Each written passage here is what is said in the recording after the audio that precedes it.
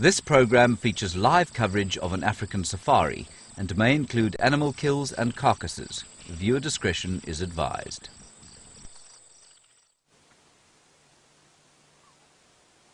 Welcome to the middle of the African bush. We are on a live safari.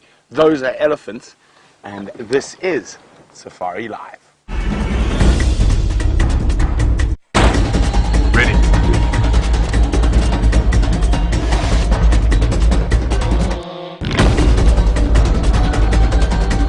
Standing by.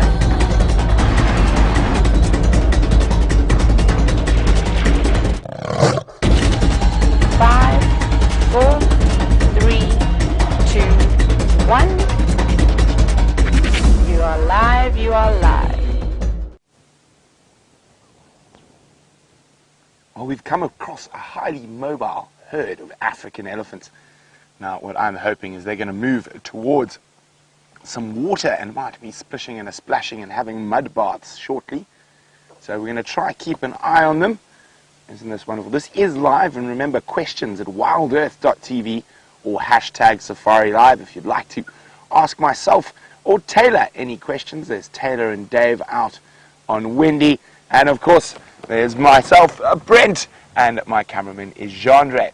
And Jean-Ray has lost our aerial so far. It has fallen down, so fortunately it's such a powerful aerial, we're still submitting. Now those ellies are going to move into some thick bush, but I think they're heading towards a little water. Ooh, talking elephants as well. Ooh. You see the wind's picked up quite a lot. Is that a big Eddie bull up ahead? Let's go investigate. So we're going to try to see where these elephants are heading. But isn't this exciting? A live African safari, and off with the bang with one of my favorite creatures out here, the African elephant.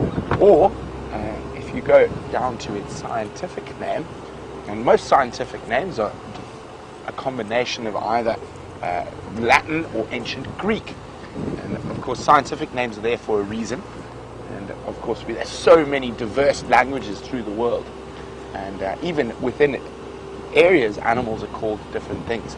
So from a scientific point of view, in the scientific community, they are able to have one name that is used solely, and everyone understands what it is. Now, of course, the elephant is Loxodonta africanum. So that's actually no ancient Greek in there, that's all Latin.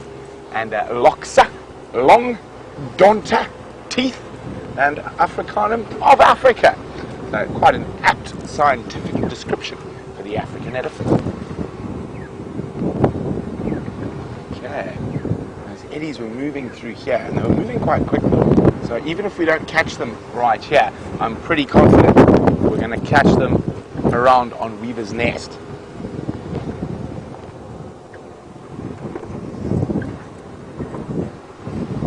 So while we try to catch up with this nice big herd of elephants, let's go say good afternoon to Tayla.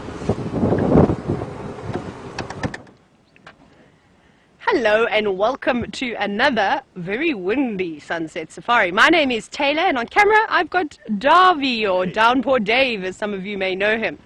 Now, I know you must have all missed me this morning. I missed you, and I had a lovely lie-in case you were wondering what I was up to this morning. No, I'm just teasing. Always hard at work here, out in the wilderness. Now, my plan this afternoon is to try and follow up on Karula and her cubs. I believe it was very exciting with Jamie and the unsuspecting wild dogs coming in to come and say hello. Now, we've just managed to find the 2-track as to where the sighting apparently is. We're going to go on it and see where it leads us. Now, I haven't been to the sighting just yet.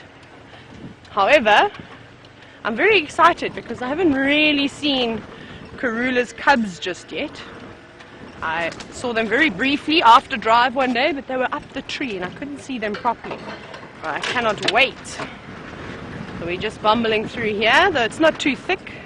It's quite nice and open. Ooh.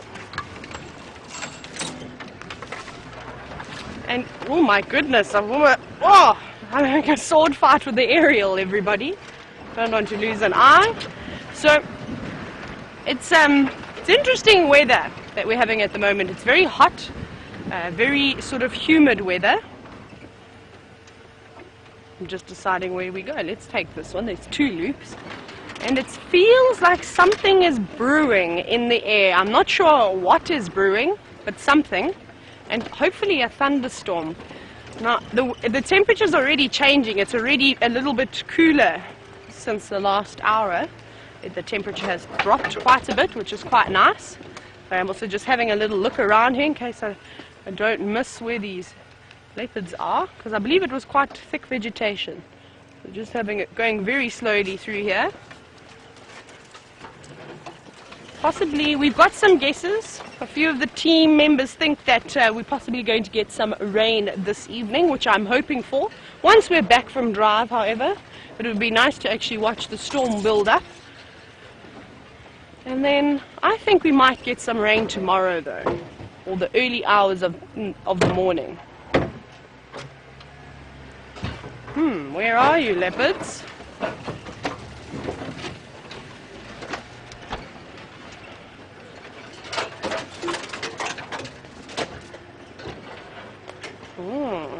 Okay everybody, so I've gone very quiet, but I am just scanning along this drainage line because this is where Karula was yesterday, and I don't know where it was, so I don't want to have to turn around and come back. We'll just take it nice and easy along here. If you see her, let me know. Right, now this is looking quite familiar from all the footage that I saw. Are you alright? Then we're going to go under some trees. We're good. We've got a big aerial on the back so you can all pick up signal. Right, let me just have a quick look through here.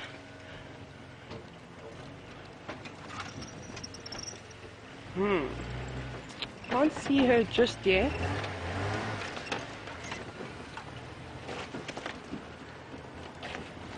Right, where are you?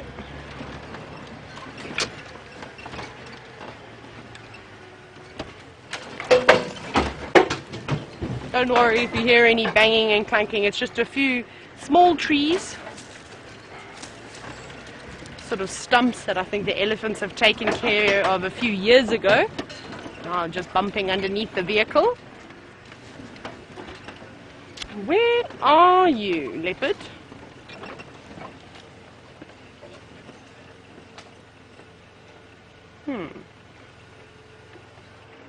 Also just looking for any fresh tire marks, if I can see them going to the edge of the drainage, but I don't see anything just yet. So possibly it's still a little bit further on.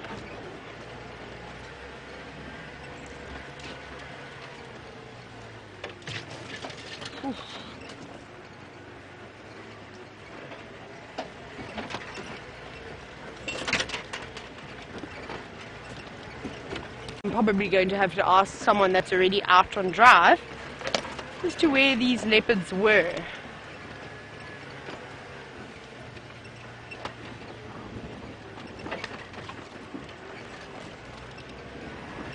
Goodness gracious, everybody. I need to do a bit of investigating around here. I haven't seemed to find out where they are just yet. But while I do this, let's go see how Brent's elephants are doing.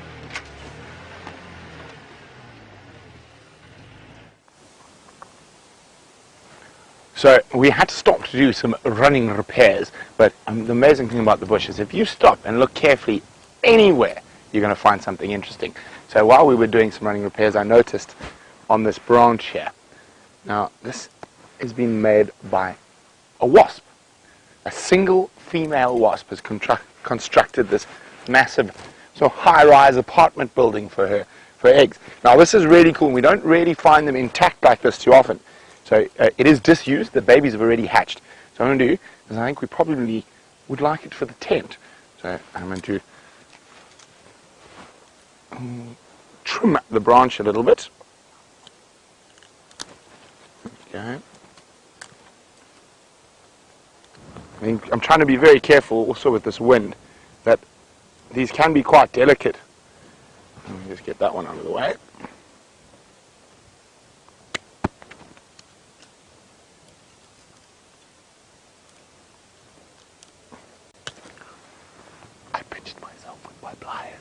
Ow! Ow!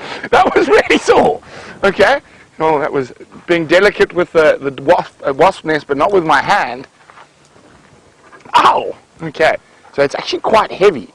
Now, the reason I know it is no longer in use, I mean, I have to be quite careful with this to get it back intact, is because you can see those holes there.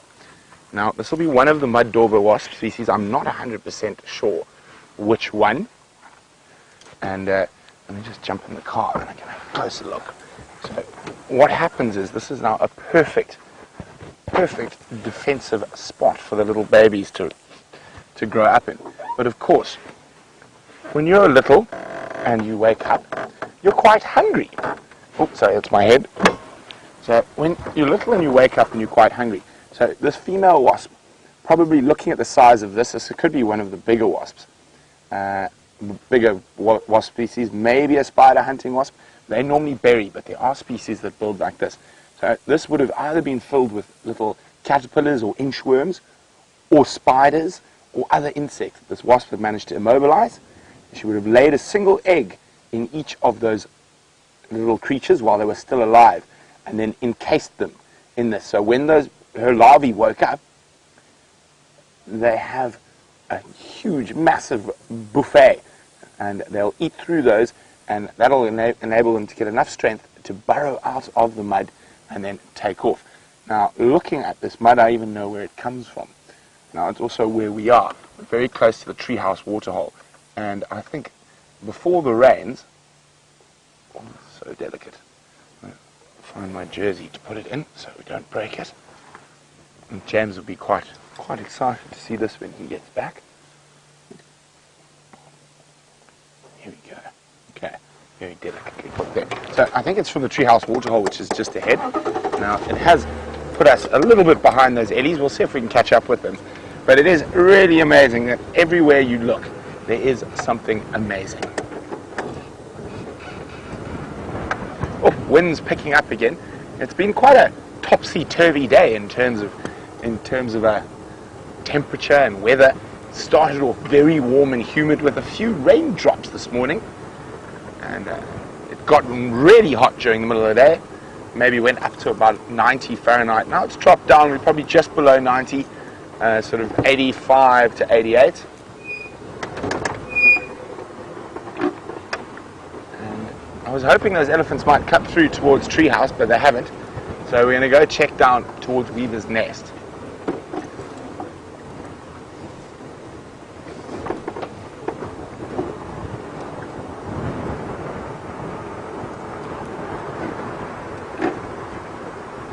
So we've got those wonderful deep indentations here that water seeps through at the treehouse waterhole. So that's, I think, while it was so dry, where this wasp managed to extract mud from.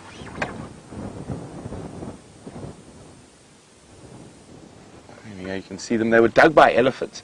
And so there's a natural movement of water under the ground there.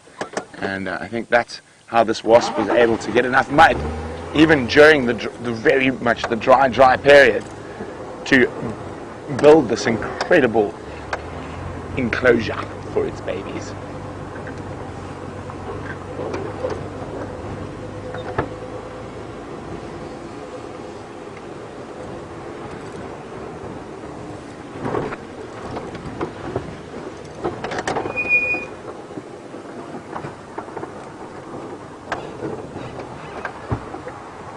So those elephants were moving sort of southeast.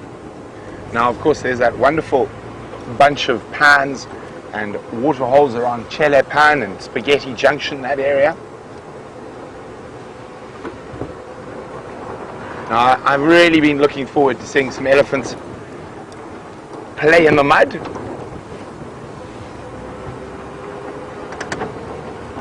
Okay, so we're going to speed up a little bit, try to catch up with those ellies, and while we do that, it seems like Tayla has arrived in the last position of a very elusive cat.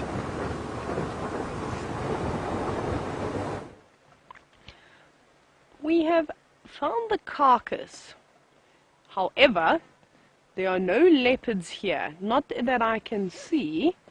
Oh, hang on. Maybe I can see a leopard. I can see a leopard, everybody. David, I don't think you're going to be able to see it. Everyone, I just want to try and explain to David. You see the big tree behind where the kill is? Yeah.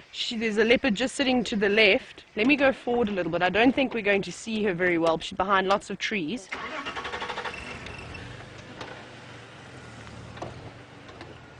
Can you see the face? Very, very hard to see the face. Yeah, there we go. Straight, straight, straight. There. Can you see just to that thing over there? Yeah, you can see the leopard, everybody. And now I presume that that is Karula because it looks quite big.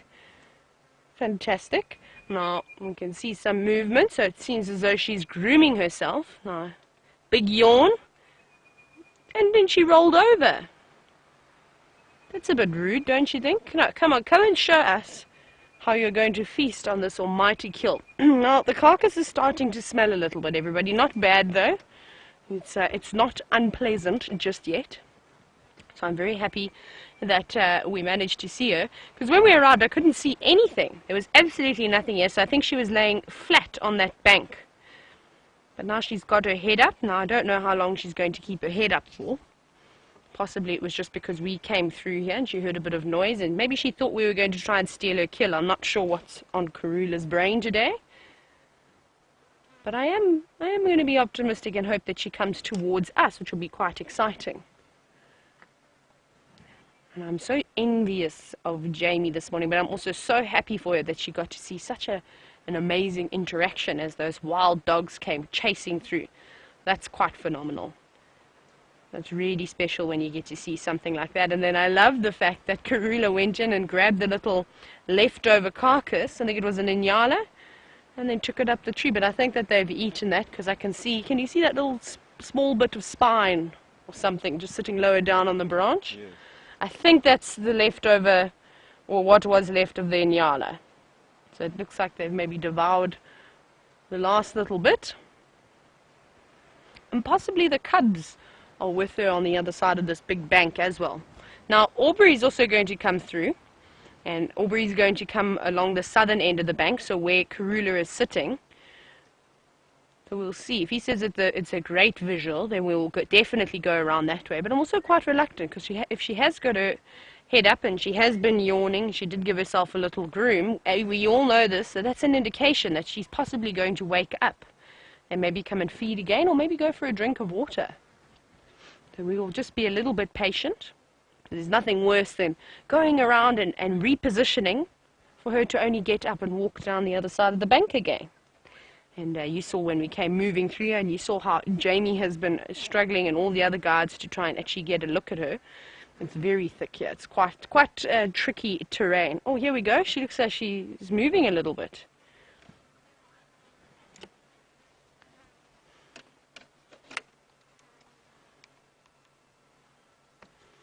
Come towards us. It's very hot today, everybody. I can't explain. It's uncomfortable. Normally it's just a very hot heat, dry heat, but today it's extremely humid. And that's why I think that we're going to hopefully get some rain either tonight or tomorrow morning. But not during safari time. So let's hope for the rain to be in between, either while we are all resting or perhaps during game drives. I like coming out. We all like spending time with these wonderful animals.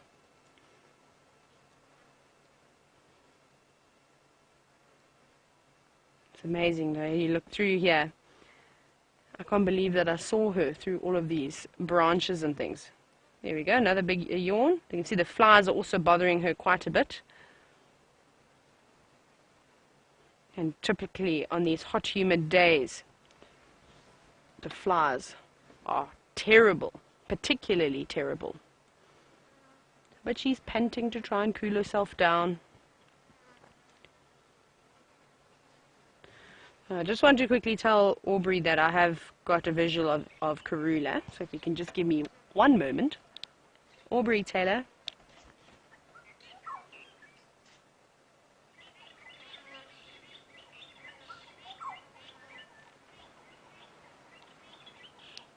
Aubrey, Taylor. Ooh, she's getting up. Orbs, I've got visual of Karula, but she is on the southern end of the bank, so I think come around and you'll probably get visual of her. I'm going to hang tight on the northern side. Can hear Aubrey's vehicle now coming through, but she's looking more and more awake now. So perhaps she has been resting most of the day, and like I said, the temperature has definitely dropped a few degrees Fahrenheit in the last hour. And the wind is starting to pick up. At one point today, it was extremely uncomfortable because there wasn't even a breeze. And in that high humidity, it wasn't fun. I'm not 100% sure what the humidity levels was, but it felt like more than about 60%. So it was quite warm and sticky.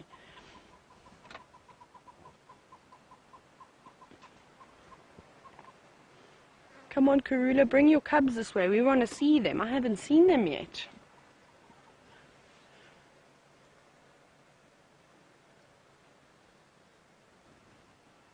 She's just looking around. I can hear Aubrey's vehicle coming through.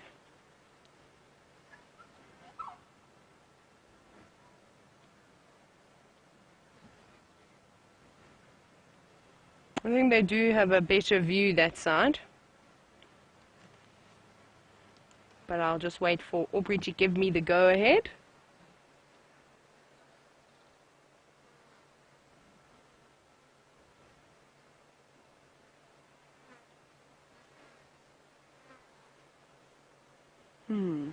Now I'm tossing and turning. I don't know what I should do, if I should. I think let's give it another 2 or 3 minutes waiting here and see if she does anything.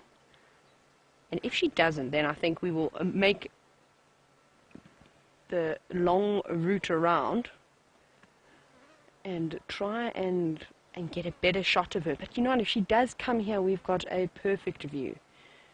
If she were to climb the tree and feed on that bushbuck, it'll be amazing.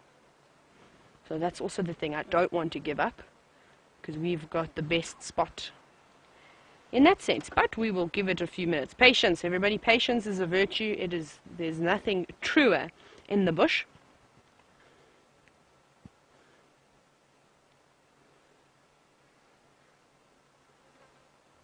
Just remember, everybody, we are on a live safari, so if you have any questions, you are welcome to chat to myself or Brent, and you can either do that by asking your questions on Twitter and then adding the hashtag Safari Live, or you are welcome to send us an email if you don't have Twitter. The email address is questions@wildearth.tv, and I look forward to hearing some of you. So we're sitting with Karula at the moment. If you perhaps just started watching a little bit later than you normally do, maybe you're making a cup of coffee or something, but it's okay. Karula's testing our patience today, so you haven't missed too much. And we haven't seen any sign of the cubs just yet, but we're waiting. You can just see the spots hiding between all the trees.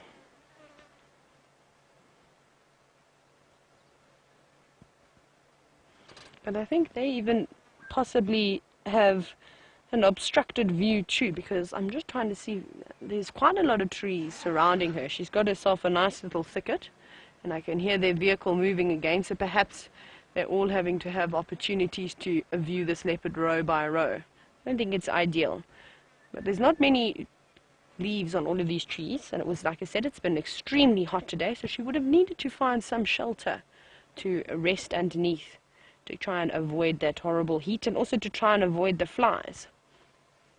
I think it's a good little spot that she's got. Not great for us, but at least you can say you saw a leopard today. Half a leopard. That could actually just be one of the wonderful ladies in Final Control in a leopard suit laying there.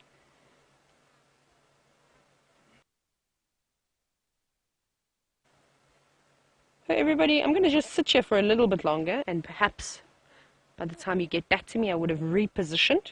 Let's go to Brent for a little update.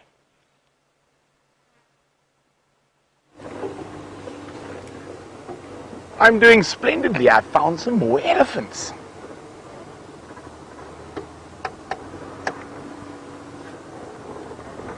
And these guys have already been a splishing and a splashing. I've missed my elephant mud bath again. Hello, little man. Don't you look very dark with all the mud on you?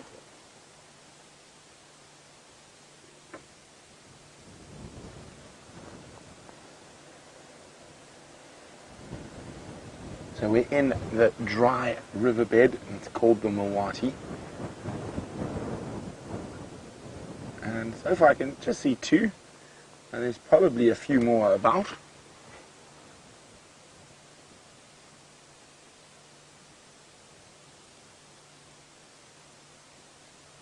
Nice big cow at the back. It's going to come out into view shortly.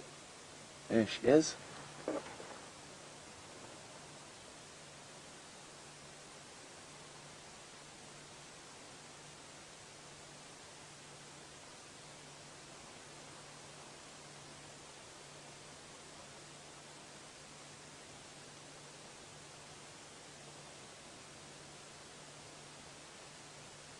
Getting stuck into that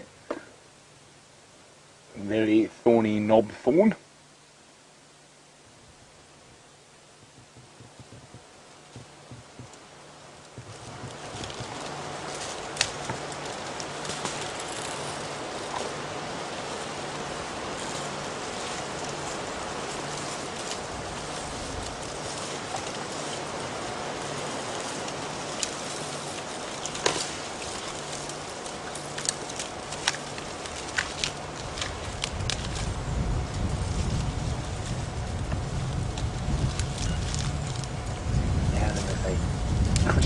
Crush.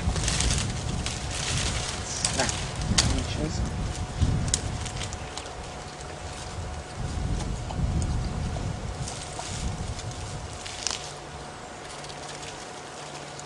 The little one closest to us is actually looking for grass that's growing underneath all that fallen vegetation there. You see the green in his mouth there that he's picking from between all the dry, dead branches.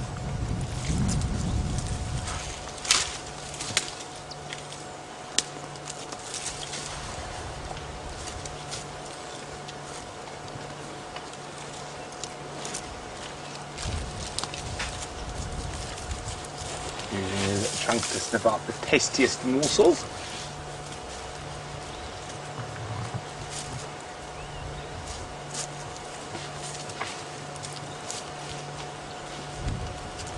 How tiny those little things he's feeding off on. I mean, that's how incredibly dexterous an elephant's trunk is.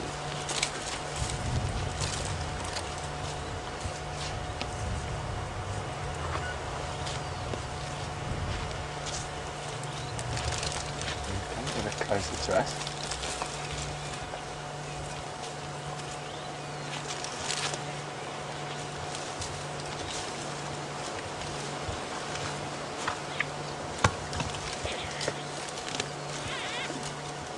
Hey, little man, young bull, probably around 4 or 5 years old.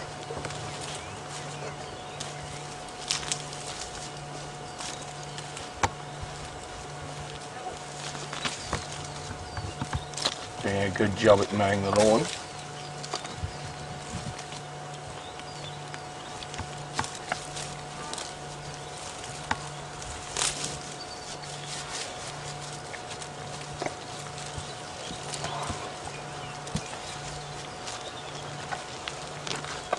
Amazing eating machines, even though they're...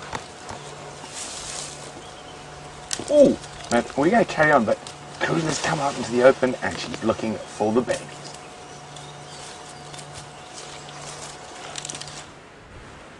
Finally, Karula has awoken, and I have to say thank you to Rebecca and Louise and Final Control for singing a nice song about Karula, which encouraged her to get up this afternoon. But look at this, isn't this incredible? She's going to jump right up. I'm so happy. Wow, look at the power as she jumped up that tree. She didn't even put any effort into that. It's incredible. Now, patience is a virtue, everybody, like I said. That is amazing, everybody. Take a few screenshots of her up in that tree, especially when she looks over the branch at you. It's a very nice, creative shot. And she was also calling for her cubs, and it seems as though her cubs could possibly be north of us somewhere. So I'm also looking over my shoulder consistently, just trying to see when they're going to pop out. Come on, girl, make your move. Oh, wow. Look at that. Unbelievable. Did you see all the flies? Wow, he's right above us, everybody. This is very cool. But don't worry, we're safe. Don't need to worry about David and I. Isn't this amazing? This is really special, everybody. I'm wondering, it's going to be very difficult to try and see her face, but let's let her pluck the hair a little bit and get comfortable before I try and reposition. Just having a little look. Could possibly go a little bit further. We do have a bit of a drop, but we can try. This is quite spectacular. And I'm so happy that she was quite relaxed with us sitting here. I was wondering if I was going to perhaps have to move away. But I think the fact that we held our position and we didn't move around at all, it just shows that she's very, very happy with us. Because I know she can be a little bit feisty, especially in such tight quarters like this. Now, it's hard for you to hear, but I can hear her actually plucking the hair. And you can almost see some of the hair dropping as she pulls it out. There still seems to be quite a bit of meat left on this bushbuck. So perhaps they'll still be here tomorrow morning. Well, it depends if her little greedy gutses come in and eat it all. And maybe they'll be finished tonight.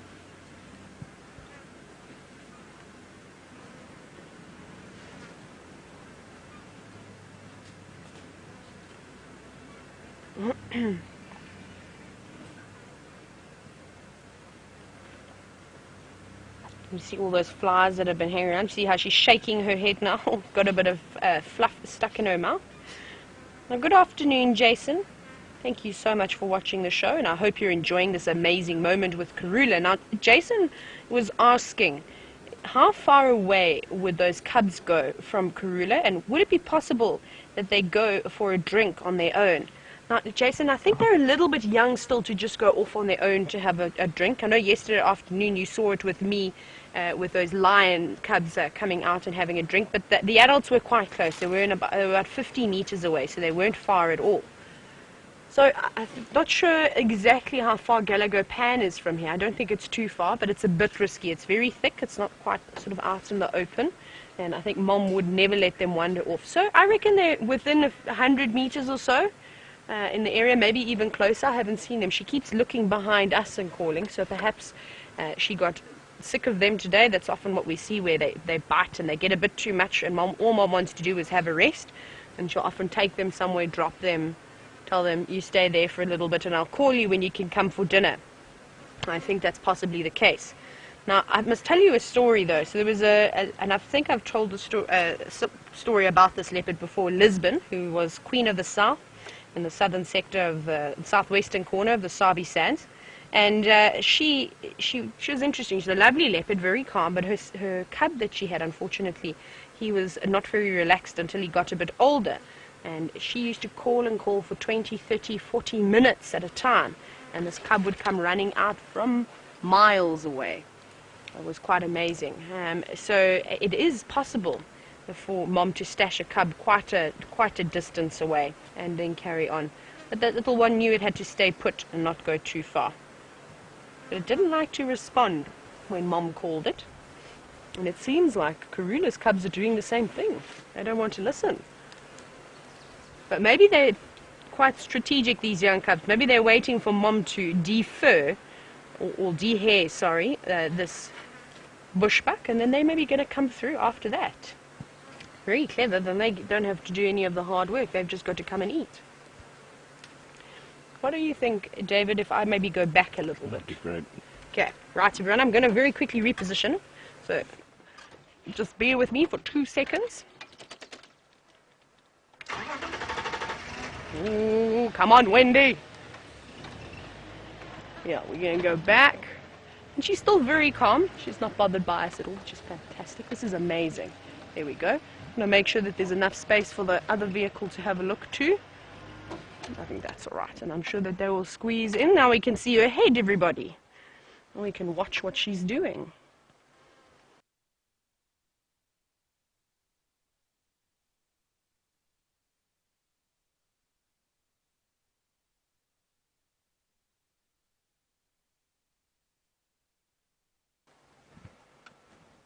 We're getting covered in bushbuck here, everybody.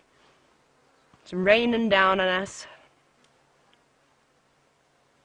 But she's pulling all that hair out. Seems like they've eaten her back legs. Quite a bit of it. Oh, no, she didn't like that. There you go. Can you see all that hair dropping from her mouth? Ugh. Bless you. I would also sneeze if I had a mouthful. You can even see a tuft of hair on the side of her right side of her face. There we go. Look at all those flies. That's all on that stick. That is terrible. I just think it's incredible how animals don't mind the flies as much, but I would die. I couldn't do that. Now, looking at the tree that she's in a Tamboti, everybody. Now, it looks very, very high, doesn't it? Now, I know Connie was wondering how high we are off the ground. It's not that bad, actually. She's in a tree that's growing from the side of a bank. I reckon she's probably about 4 meters off the ground, maybe 4.5 meters. Oh, so not that high. I mean, I've seen leopards that are 5 or 6, maybe even higher on the tops of trees. You remember that day when that young female lioness chased Tingana up the tree? He was standing right on the tippy top. He must have been almost 10 meters up. What has she got there? She's got the tail.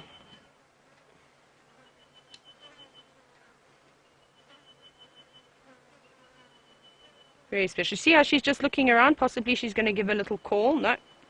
Thought she was maybe going to look up and call again for her cubs. Well, I think we're going to hang around for a little bit. Doesn't seem like there's too much pressure on the sighting, which is great for us. So let's jump on the back of Brent's vehicle.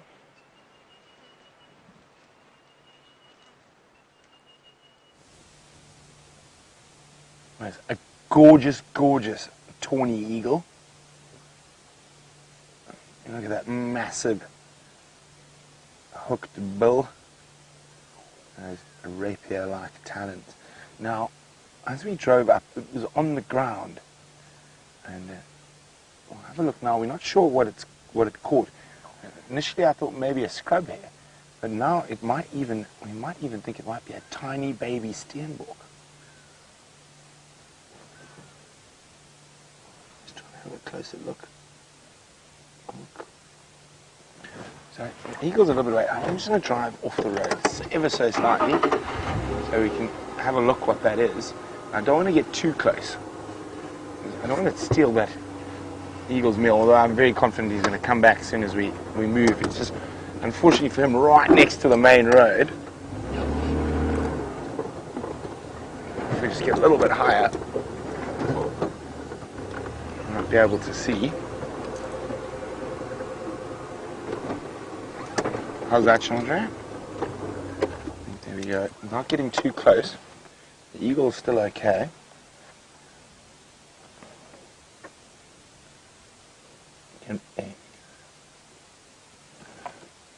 What is it?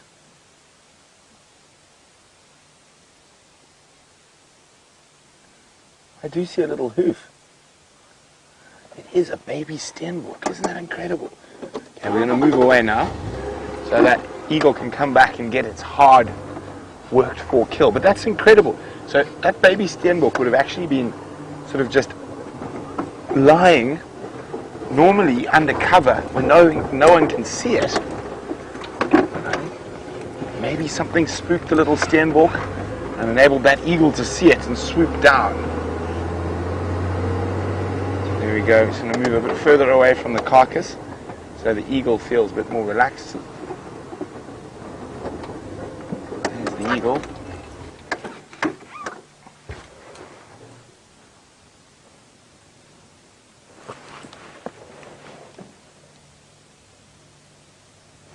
Isn't that spectacular? Now, the main reason I know it's a tawny eagle, let's just turn your head towards us. There we go. Now, the gape, which is its mouth, when he turns his head sideways. Now, a steppe eagle and a tawny eagle can look very, very similar, but this is a tawny. Now, when he has his head sideways like that, you see the gape goes to about halfway through the eye. Now with a steppe eagle, the gape extends beyond the eye.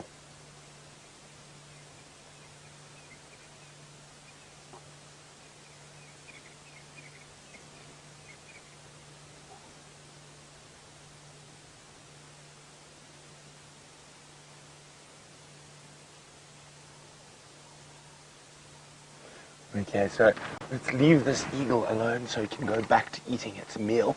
While we do that, we're going to start heading towards Cheetah Plains. See what adventures are waiting for us down in the east. So let's go back to Tayla and Karula.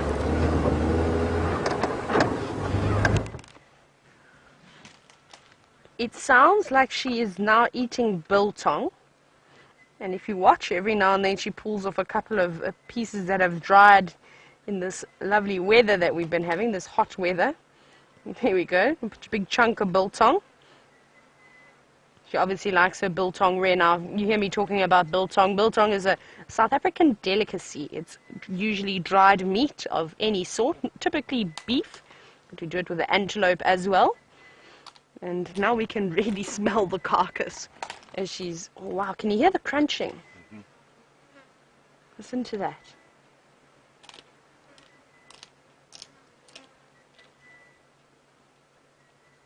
Oh my goodness, wow. She obviously didn't get taught any table manners, I'm afraid. And she's crunching away, chewing with her mouth wide open. But we don't mind, we get to see those lovely teeth of hers. You see how she keeps staring like that in the distance? So I presume that's where the cubs are. They must be down there somewhere. But she keeps looking over in the same spot all the time. We are so lucky.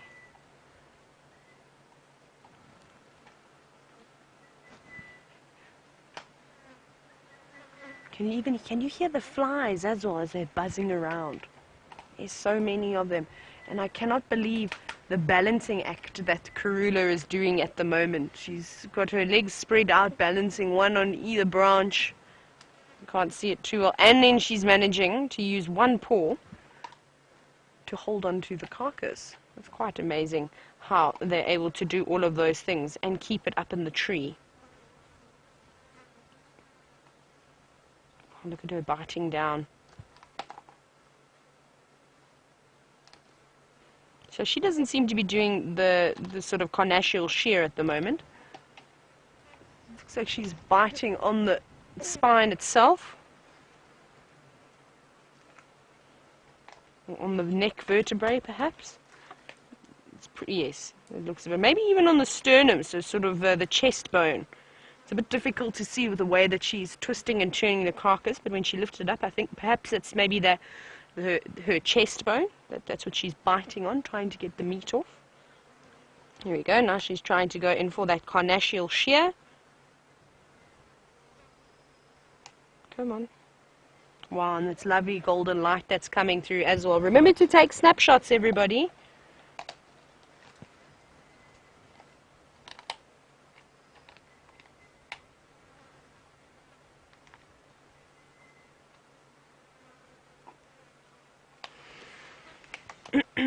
Now, it seems to be quite amazing that we can just sit here and watch this leopard feed in a tree without us really having any impact on her. Now, Zaki was wondering exactly that. Zaki was wanting to know, how on earth are we able to interact with these animals? So I'm not putting it in exactly the same words. How are we able to interact with these animals, and the animals don't realize that we could potentially be a threat to her and her cubs? And that's, Zaki, there's no hunting or anything that goes on here. So we as humans, we come around in these big vehicles and we just observe. So the only shooting we're doing is with the cameras. That's it. Now, it's taken many years for them to become accustomed to us.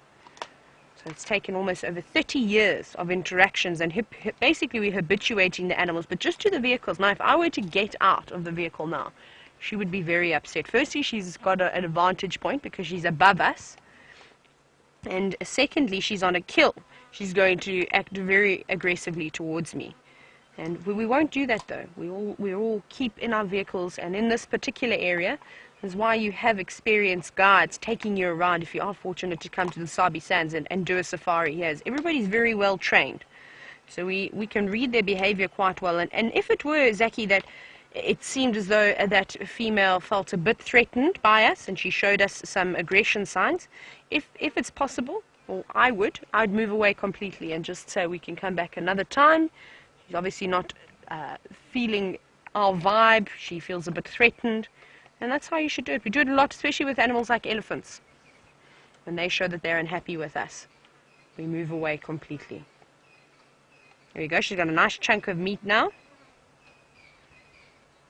She didn't even have to pull that off. It's so soft there. Now those cubs better come quickly, because Karula's eating all the prime bits.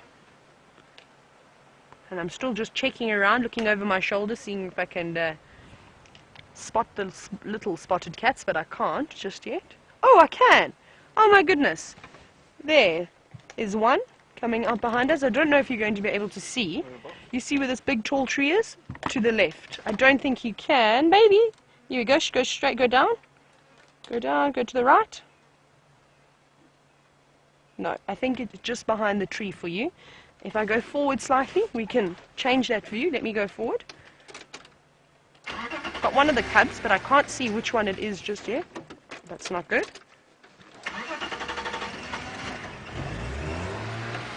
Sorry, everybody. Wendy's playing games with me. Can you see there now? I think it's going to be difficult. Go a little bit to the right again. Left, sorry, not right. Oh, my goodness. Go up. There. You can just see the nose. Very difficult. But there is one of the cubs. Now I wonder why Karula keeps looking off into the distance and calling the opposite way. Maybe she forgot where she left her cubs. I can't tell you exactly who this is. I'm afraid we've got a very, very little visual of this one.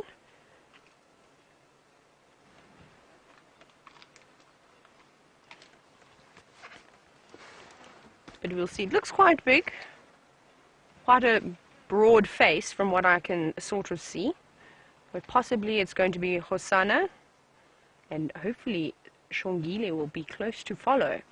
Now, if it is him, he keeps staring over at Mom, as if he was waiting for her to say, right, it's okay, you can come along now. But nothing just yet. Remember to take lots of screenshots, everybody. So that's exciting. At least they're looking good. They're still looking well fed. Now we've actually got an even better angle of this female. Remember to take screenshots, everybody. I can't stress this enough, because sightings like this don't come around all the time. There's bound to be the days where we're not going to see too much. So make the most of all the wonderful cats, especially while we've got all this dry weather about. All the animals are feeling very stressed, very hungry, and it's a prime opportunity for all the predators to flourish.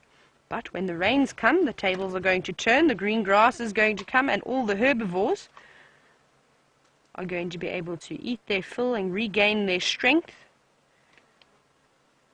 It's also quite difficult for the predators to hide in the green grass. They stand out a little bit more.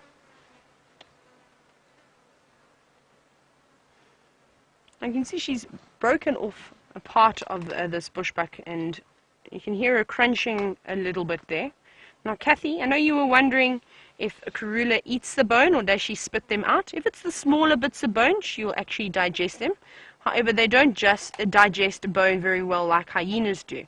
The hyenas have got fantastic, strong stomach acids that are able to digest shards of bone. Where's she going to go and stash this? It looks like you're going to eat it there. I mean, but a bit easier for her to balance. Sorry, Kathy. So she'll eat those little bones that you saw. That's no problem for her to digest. But a hyena can digest bone shards of up to 9 centimeters in length. So that's really, really big. But unfortunately, Karula is unable to do that. So she'll eat around the big bones.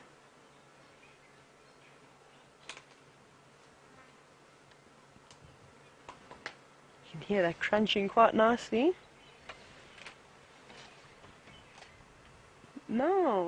Where did Hosanna go to? Sorry, I'm just having a look again over my shoulder. Wonder. I took my eyes off of Hosanna for one moment and now he's disappeared. Perhaps he's gone back up the mound again.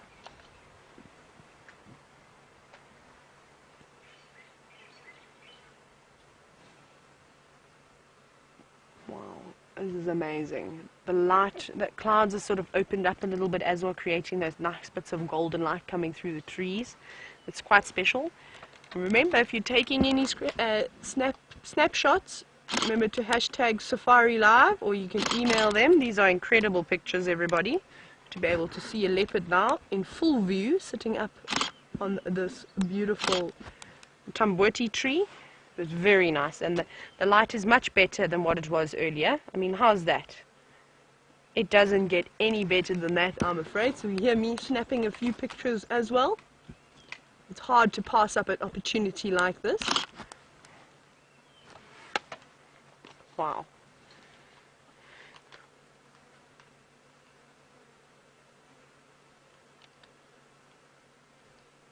See, she's licking it now, trying to find another chunk of flesh to tear off.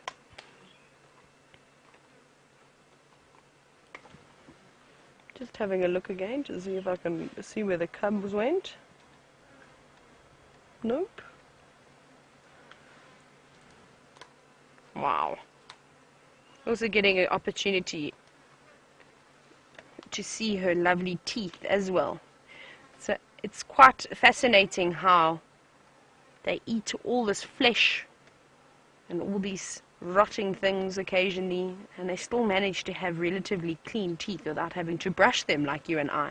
And you can see those canines are a little bit blunt on top there. It just shows that she's aging. That's quite normal. The first thing it goes, obviously, as an animal gets older, same as humans, your teeth start to wear down. But they're still nice and big. She can still do her job. She's looking around. Call your cubs again. They want to come. There we go. Wow. This is why, everybody, I have the best job in the world. Anybody that lives in the bush.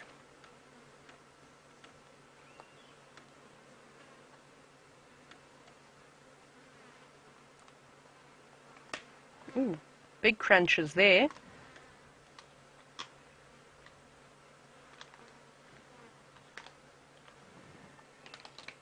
See how she doesn't let the bone get stuck in her throat. Now, I don't know if you've ever tried this, or if you've got dogs at home and you don't feed, or you didn't feed your dogs bones as from a young age.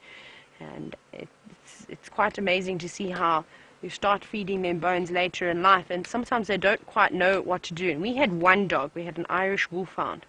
We used to give big bones to occasionally. Like, I mean, when I say big bones, you'd go to the butcher and they'd, give you the female of a cow or something like that, something along those lines. So really, really big bones that they can gnaw on.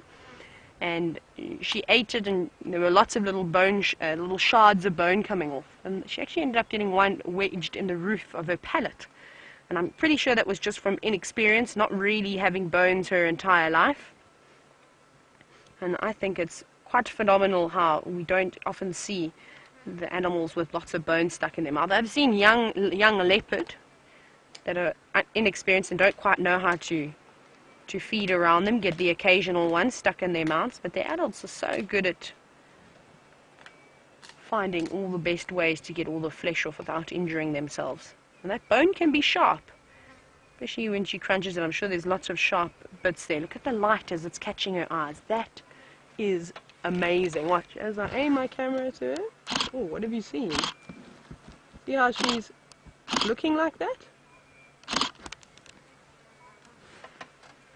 Just looking in the distance to try and figure out what she's looking at. Don't see anything just yet, but her eyesight is much better than mine is. And we're also sitting down in this drainage now. No, she doesn't seem too bothered by it anymore. Perhaps she heard something, and she was just focusing both her ears as well as her eyes.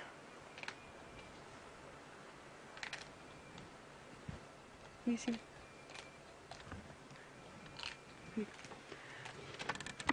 I just want to show you something very quickly. I've got a pair of citrus swallowtail butterflies, and they look like they're quite keen to mate. Look at this. I know I'm taking you away from Karula very quickly, but these are beautiful butterflies. There they go. They're quite quick, and they're relatively big, but now off they go. It's hard to keep on them, but you got a very quick view of a lovely citrus swallowtail, which is one of the most amazing butterflies in the bush. And I think it was Joanne. Joanne was wondering if the cubs are still suckling. I'm not 100% sure how old the cubs are, but they look relatively large. Oh, there, one has come back again. And I reckon they look to be about 7 months old, maybe 6 or 7 months old. They're quite big. Just the same, go straight in again. There we go, up. Go up again. No, why can't you see it now? It's just on the, I think it's just behind. Okay, sorry everyone, we can't show you the cubs. They're just behind that tree.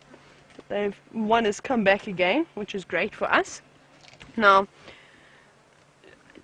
Joanne, so I presume that they're not suckling anymore. I think they're completely eating meat, but I just need to confirm their age.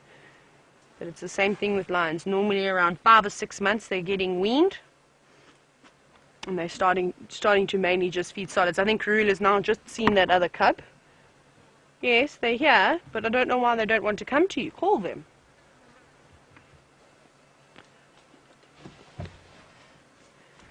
Ah, thank you, Louise. Louise says that the cubs are going to be about 8 months old on the 2nd of October. Very nice, date specific. So they have definitely been weaned, and they're just feeding on the carcasses that Mom manages to catch for them. Now, if I was a hyena, and I did see some fresh hyena tracks going up a shortcut Galago, I would be waiting here because Karula's been dropping lots of scraps. There's a tail on the ground. There's a little, I don't know, can you, I don't think you can see down there. Can you see? There we go, there's the tail. And if you go to the left, there's a little scrap that she's just dropped now. Well, these would be lovely tasty morsels for the hyena. Oh, here comes the cub. Yay! Go on, join Mum. This is turning out to be a fantastic afternoon once again. Downpour Dave, bringing all the luck. Oh my God. It is amazing. Ooh, ooh, ooh, ooh, ooh, ooh. What's happening? Look at this interaction. Hello. Yes, I've been looking for you. Oh, wow. Hello, Mom. Thank you so much for all the lovely food that you catch for me. Oh, very clumsy. Yes, it does look like this is Hosanna. Very much look like a boy. I did just get a quick glimpse as he ran up and lifted his tail. Now we are short one more. Come on, call for your other one. Trying to get comfy. Oh, bless you. Not quite as confident as Mom is in the tree.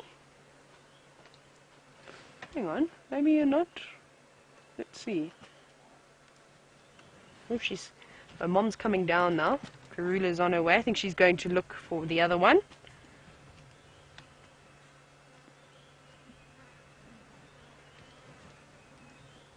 She's sort of doing a little bit of a groaning sound. I think it's a bit too far away for you to see.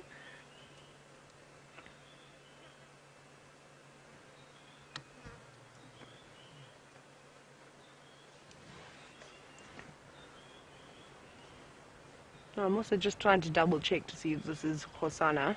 Now, can we maybe zoom in on his rear end? I know this is not the best. No, we can't see it at all. Never mind. We'll get an opportunity. But he should start developing testicles. We should start to see that.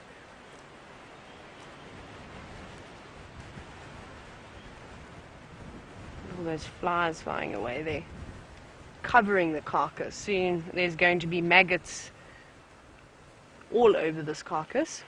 I wouldn't like to stand under the tree with a carcass in it that's filled with maggots. It'll just rain maggots.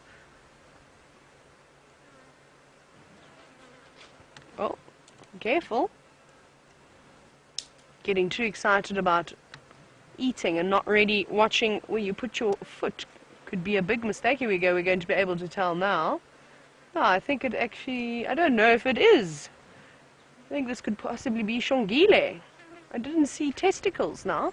And in this one, did you see testicles? No. I didn't see testicles. I didn't see a little bulge, unfortunately. So maybe it is shongile. But can you just sit still for just a few minutes with your bum facing up? Okay, so Louise is saying that this is definitely Khosana, but shame. Maybe he's a bit slow on the development side. Oh, that's a thin branch that you're on there. No, that's very break. David, can you have show everybody, show all the lovely viewers out there how small that branch is? Look at that, it's like a tightrope act. Very, very flexible. I'd be careful. You're going to fall out the tree or you're going to drop the carcass, and Mum is not going to be very impressed with you if you do that.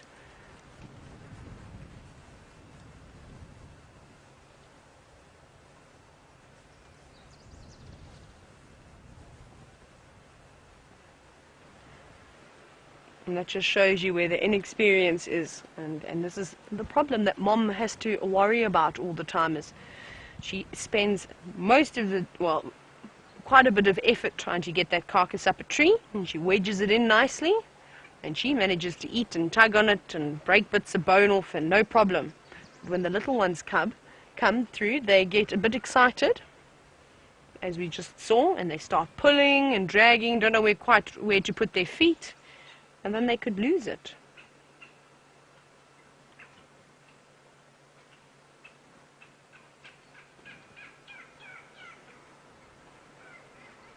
Possibly some hyenas will come through tonight. That would be fantastic. Like I said, there's lots of scraps for them on the ground waiting.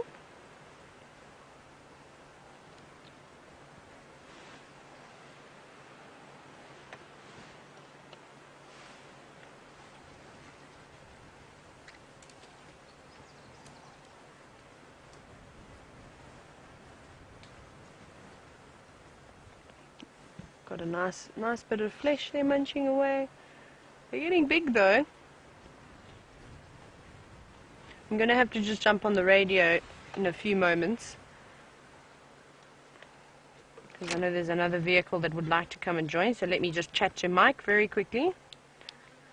Mike Taylor, you're more than welcome to make your approach.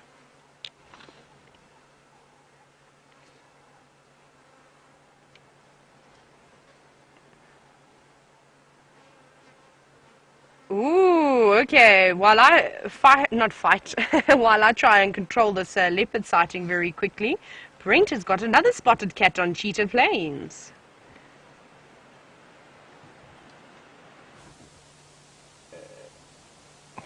Sorry about that. There he is. He's across our boundary, unfortunately, but it is Mr. Q. Let me just try find you another. Let me just go forward a skosh. Sorry about all the when we start the car. But he is. How's that, Chandra? There we go. Okay, so it is quarantine. I know, a firm favourite of a lot of you. And I have heard that over there somewhere he's killed one of the rarest antelopes in the Sabi Sands. He has caught a reedbuck.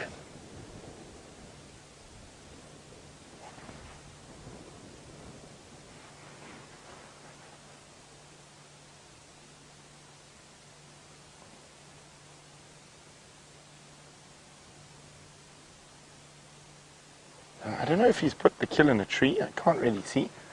But let's watch where he goes.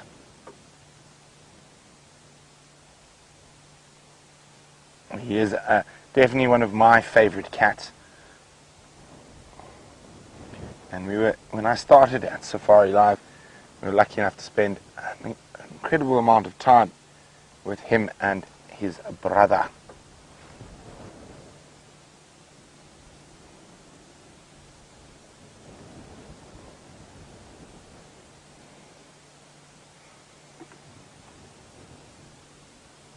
Yeah, I'm just going to wait to see if... Johnny, I want to have a look in that tree over there. There's a big marula. It looks like that might be a carcass on the branch. So just to the right of where we were looking. Let me just go back. Sorry. No, I can't see anything. A little bit to the right. No, I think it's just a crisscrossing of branches. moving past that vehicle. Let's go forward.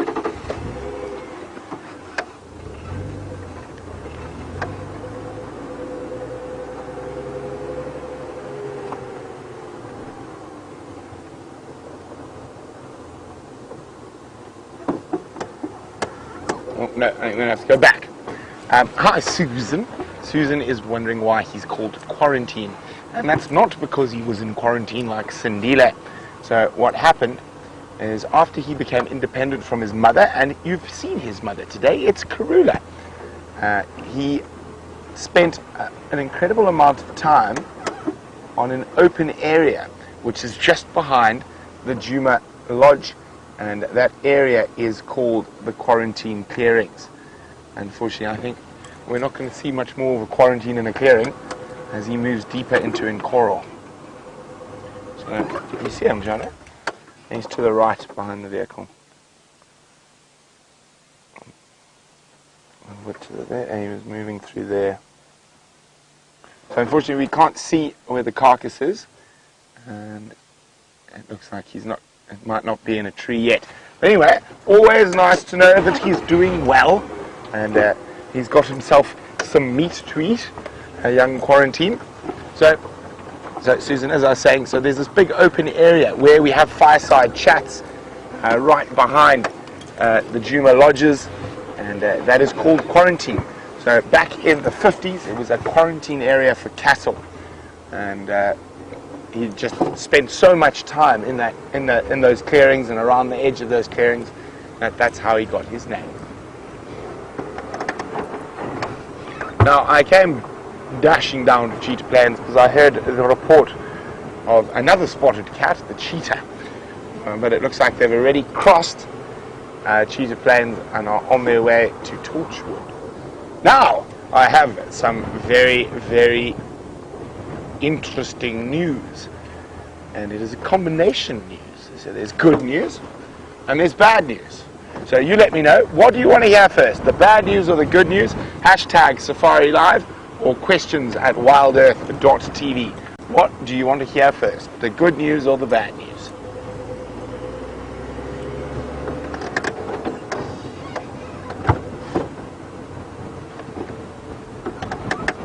They're crowned lapwings. They're quite happy that there's been some rain. There's some more insects out there for them to hunt down.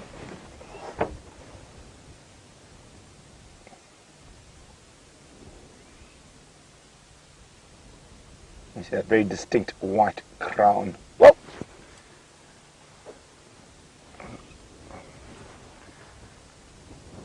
Lapwing's keeping Jean-Andre on his toes. Now, after this green flash, I'm hoping to find another bird of the short grass plains. One I've only seen once on the live drives, and that, whoa, right, hovering right next to us is a Temix corsa. Okay, bye lapwings. Oh, is that one got one? He's got something. He just caught something in the road. Oh, he swallowed it already. Greedy guts.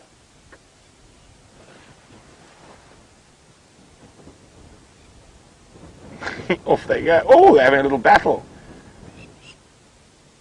Whoa, nice work, Chandra.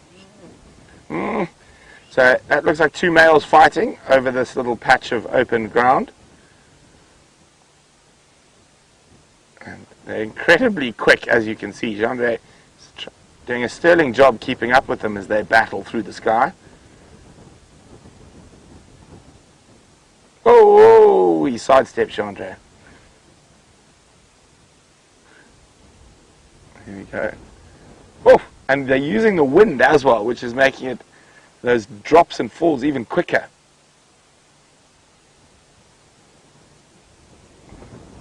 Okay, let's stop torturing Jean-Andre. Oh, there we go. They're going to stop torturing Jean-Andre and land. And let's carry on towards the Cheetah Plains path.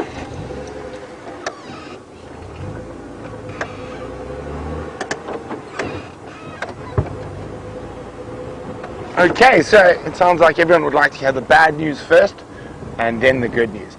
So the bad news is I can confirm 100% now, because I've heard various different reports about the stick cubs.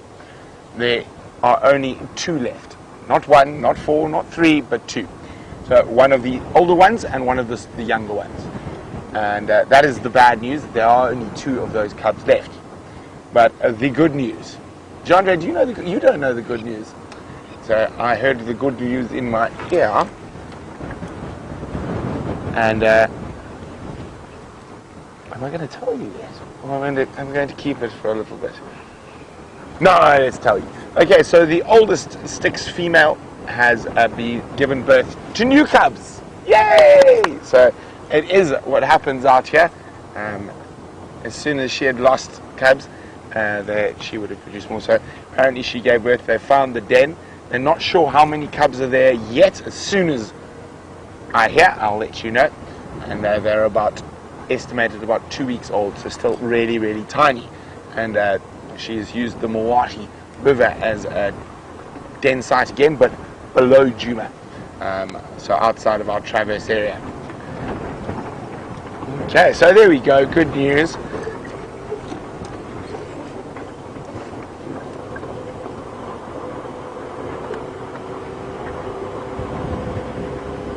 Okay, we're coming up to the open plains.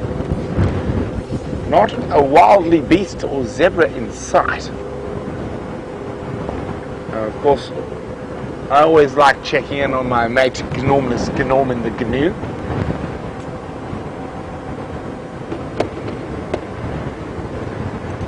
But he normally chills out a bit further to the south. Now, we've seen one of Karula's adult children today, and I know you've seen one of her current set of children, so let's go look at the other.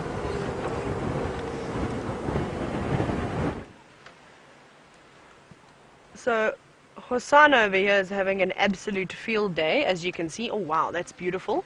And pulling this bushbuck all over the show. Grabbing it by the head, dragging it up, trying to reposition it all. Careful, don't fall. Wow. Putting on an absolute show for us. And now for you too, that you're back with us. And that's another leopard I haven't seen, where I believe you got a quick glimpse of, which was Quarantine. And I believe he's a beautiful boy. And also the offspring of Karula. So that's very nice. So I'm going to have to keep my ears open, perhaps for tomorrow morning, and maybe I'll be able to go around that side just to have a look and see if I don't get an opportunity to see him. It's nice to be taking a little break from the lions. We all absolutely love the lions, but we love the leopards too. And the leopards have been a bit shy the last few days, so the more we can see, the better. Now, you are hiding your face from us. Bring your face over. There we go. Just sneaking an eye. That's awesome. Very nice. Now, while we weren't with you, we had some Inyala and Impala sneak past the back of the vehicle, and they did so very quietly, that Karula only caught them as they were disappearing off into the thicket, and she looked very keen and very interested, but then she decided, nope, she was going to let it go, and then she sat down again. Now she's just watching over the area, watching her little one eat. And we're still waiting for Shongile to come around. I think you can see Karula very nicely there.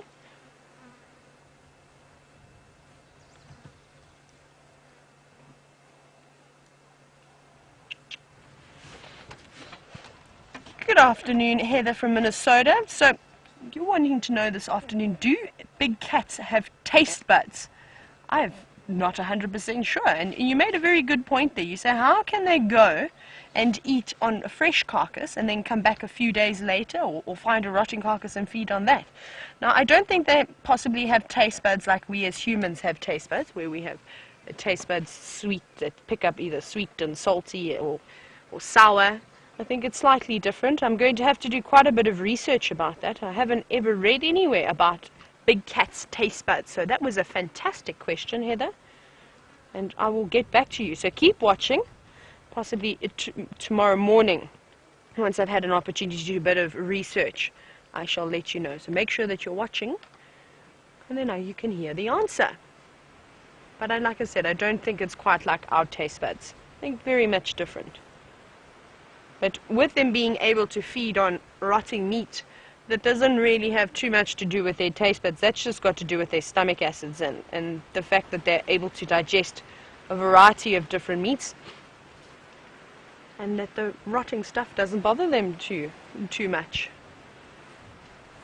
We would probably die if we had to go and eat on a 4-day-old carcass. We definitely have a bacterial infection that I don't think the hospitals could even save us.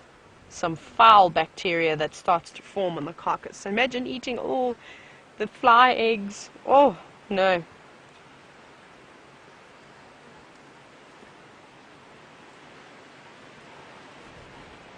This light is just beautiful now.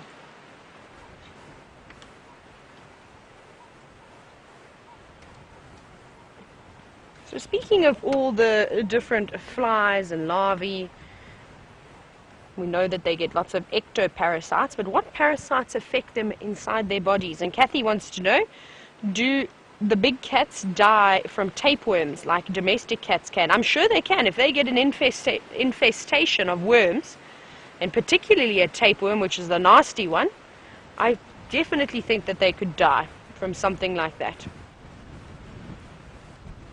But it would have to be a serious infestation. Look at that leg. That's struggling, every now and then struggling to find a spot for his foot.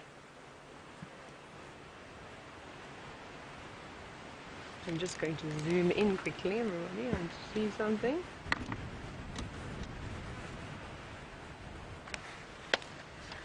Such amazing light. I can't get over it. Oh, no, you, oh my goodness, facing right towards us now, that bushbuck's head. No, it's not going to go over there, I'm afraid. Oh, what was that? Maybe another vehicle. I just heard a branch cracking. Yes, I think it could possibly be another vehicle because I can see Hosanna's looking over in the distance. It's just a bit windy, so it's muffling the sound quite a bit. I can't really hear what's on the other side or see what's on the other side of this bank.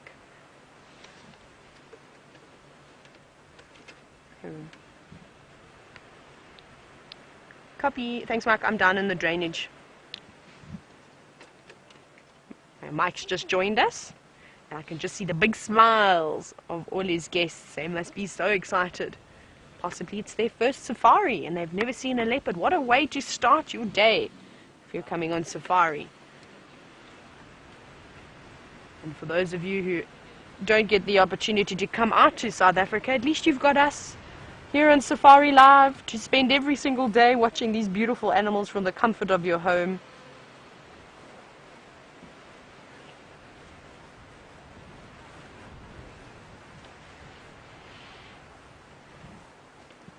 But I suspect Karula and Hosanna have eaten away quite a bit. I think they might finish this quite soon.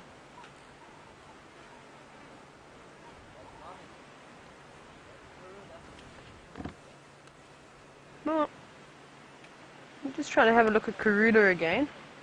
You can see her just lounging out, spread out. She's got her belly nice and full and still quite warm. Now, poor Karula is having to hunt for obviously 2 cubs. It can be quite tiring having to worry about hunting, not just for yourself, but for your cubs too. And Rob, good afternoon. I know that you were wondering at what age are Karula's cubs going to attempt to make their first kill, and what do I think they're going to hunt for the first time. Now, Mom is going to start bringing back some of these antelope that she's catching, and she's not going to quite kill them properly. She's going to bring them back half killed so that these youngsters can learn how to suffocate. Now, I've seen it a few times with leopards when they've done this, and the cubs have been close by. I actually saw it with one of the leopards called Little Bush down in the southern sector of the Sabi Sands with her cub, but she hasn't got a name just yet. She's also actually about their age, maybe a little bit older, where she caught a steenbok. And she didn't really kill it, she just held it by the throat and she walked with it. Obviously a steenbok is quite a small antelope, and brought it back to the den site and then let the little one actually play with it and suffocate it, which was quite amazing to watch. So I reckon they're going to start paying a lot of interest in all the little birds that we see. So from the crested francolins, that's going to be a good thing, and guinea fowl, to try and learn to hunt and have a bit of fun and a bit of practice. But if they can learn to catch something like a steenbok to start off with, that'd be great. Something small, something easy. I think it'll be a bit too much for them if they try and go for something like a big impala ram. I think that's a bit out of their sort of skill range. Perhaps something small. And hopefully we get to see some of that. Yesterday afternoon it was quite nice. We were watching the lions, and they're finally starting to show some interest in the birds. We saw them stalking some turtle doves. So perhaps we're going to start seeing things like that. Or even if they do spot a herd of impala and they just sort of run towards it and just learn from experience that no, you have to stalk, you can't just go streaming on in. And that's what we've got to look forward over the next few months. All these things are going to start to develop, and their behaviors are going to start to change. And isn't it amazing that some of you have watched the Karula's 2 cubs, or her cubs, over the last few years, growing up and seeing where they move to? I think that is very special. The most famous animals in the world.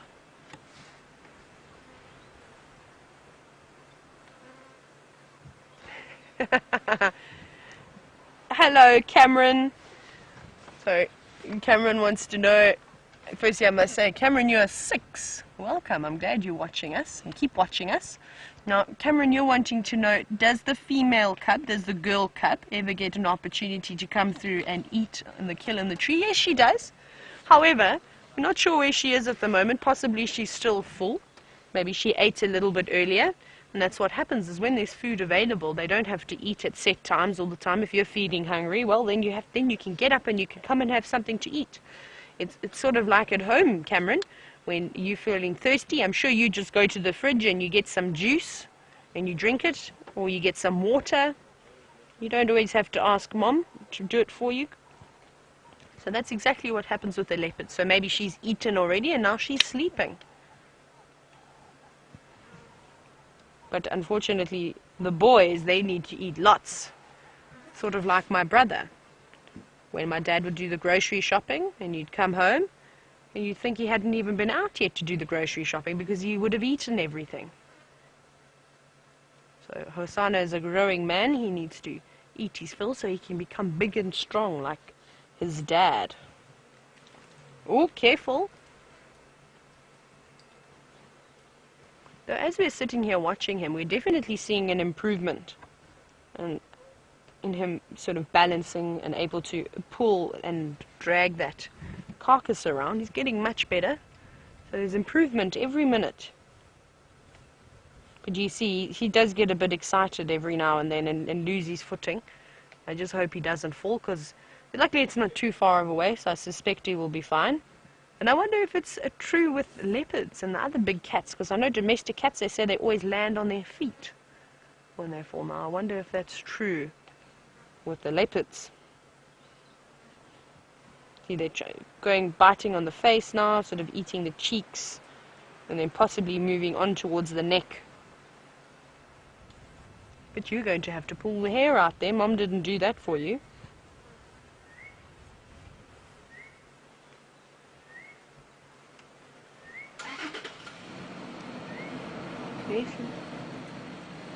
But perhaps because he's still young, he might just try and bite through it.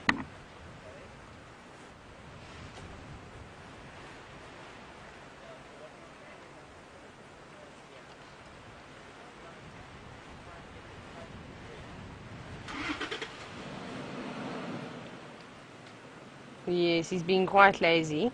See how he's just going for the parts that are already stripped, although you pulling any hair out of you, just biting through it and eating a bit of the hair. And now he's got it wrapped around another branch, so he's going to find it quite difficult to pull it around. But possibly it's a good strategy, because he's going to have a bit of leverage now. The carcass is not going to move around as easily as it was. It's wedged in quite nicely.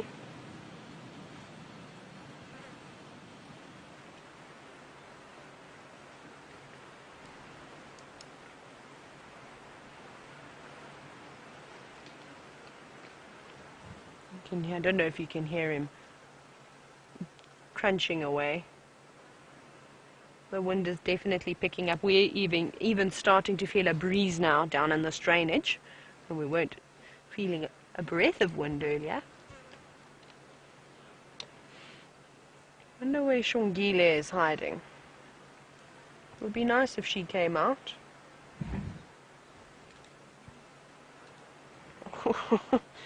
Reaching for the other side now. No, you've eaten that end already. There's nothing left there.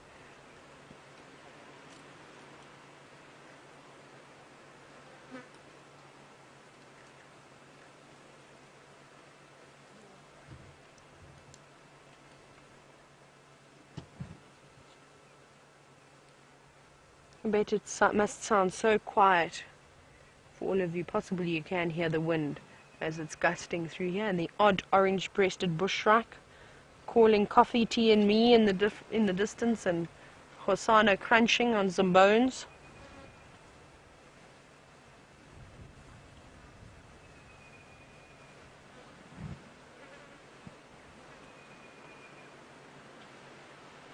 Are you going to jump? What is your next move? I think he's confused because he has sort of tied this bushback in a knot. You're licking. I can't see what he's doing too well. He's chewing some part of the bushback now. And we haven't seen him get too many big chunks of meat off. Oh! You ripped something open.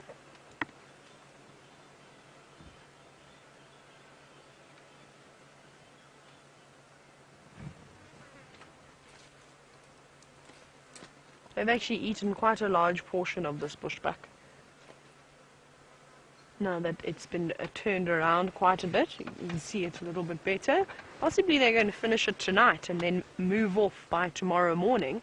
Hopefully they won't go too far, with Karula showing a little bit of interest like she did in those Inyala. That's a great sign. Maybe something like that happens again, and then she'll actually make an attempt and try and kill something. It's a nice tree to stash a kill in. Out of the wind, good fork in it to wedge whatever she may catch. As we can see, she's wedged this bushbuck in it nicely, and nice horizontal branches, so there is a lot of space for them to move around on and feed off of. And great for us because there's not lots of branches in the way too.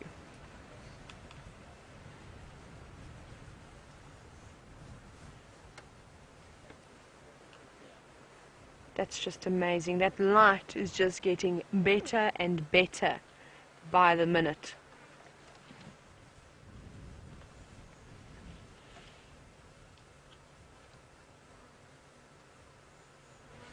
What are you eating? The neck? No, it's a leg. Lots of meat there. Come on, use your paws. Hold it down and then pull. That meat looks nice and soft, but his teeth aren't as big and strong as Mom's teeth are just yet. They're still tiny in comparison, as you can see every now and then when he opens his mouth. I suppose it's a little bit more difficult to pull any flesh off. But look at that. There we go. That's a great amount of meat there. Trying that carnassial shear, not quite getting it right. See the little teeth there. Very small. They've got lots of growing to do.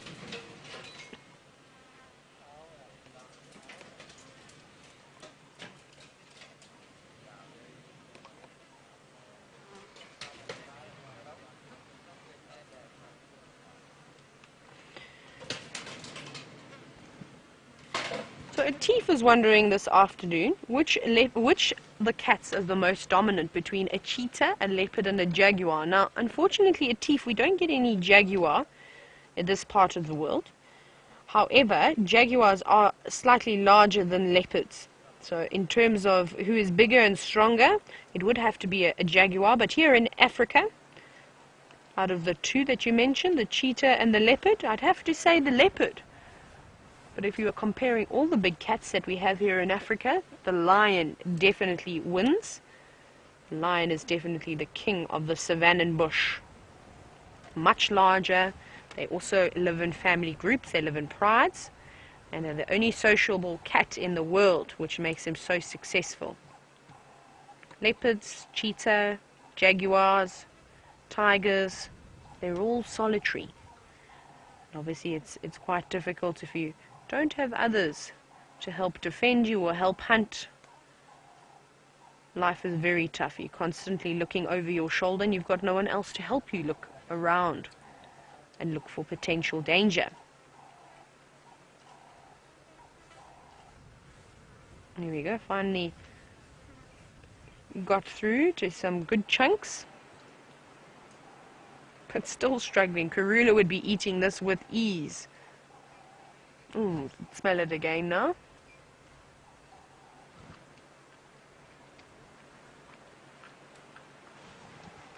It's really beautiful light. I can't resist taking one more photo. Seems as it's the first time I've seen these lovely leopards, or this leopard cub. But I wish you would look at me again. I'm going to be so quick to get the right moment.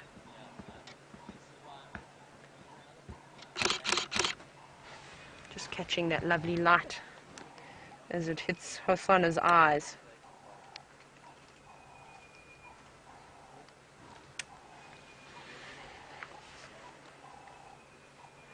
Now we're unfortunately not going to be able to stay here forever, as much as I would love to sit here for the entire afternoon.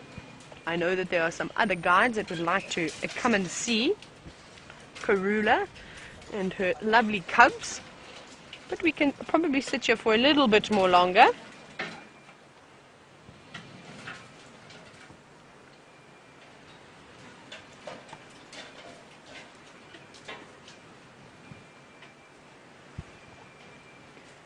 He seems very comfortable in this tree now, which is good. A little bit of blood smudged on his cheeks, but he'll have to clean a little bit later. That's also one thing, if you notice the difference of when lions are feeding versus when the leopards are feeding. I find that the leopards seem to be a little bit more cleaner and a little bit more delicate when they feast. They get a little bit of blood on their paws and around their face. But when a lion eats, oh my goodness, they stick their heads in the carcass, they're covered in all the feces, they get so dirty. Sometimes it's hard to tell the difference between the ground, and if there's little cubs, then they blend in so well. I just want to quickly answer Mike, everybody. Mike, you're more than welcome to make your approach down here.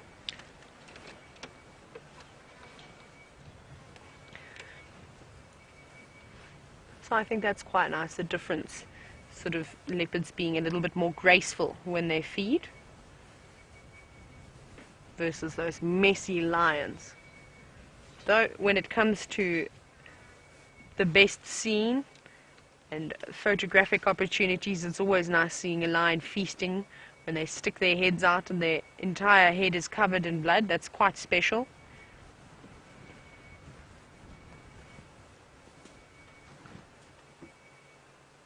You've gone very quiet now. Obviously found another nice little bit of flesh and wedged himself in quite well.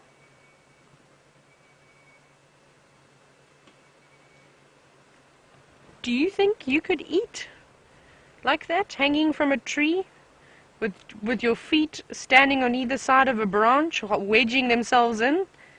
I don't think I could. I think that it's quite phenomenal how they're able to do all of this. Right. We're going to have to unfortunately leave these lovely leopards, and while I try and navigate out of this thick drainage area, let's see how Brent is doing and if he's still on Cheetah Plains.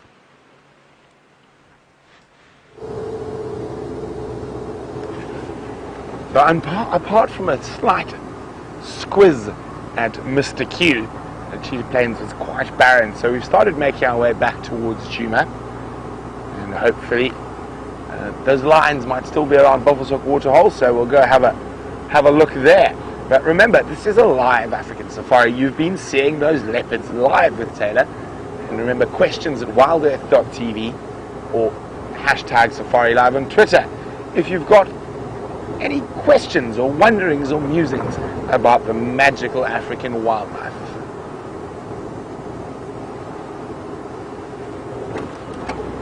Okay.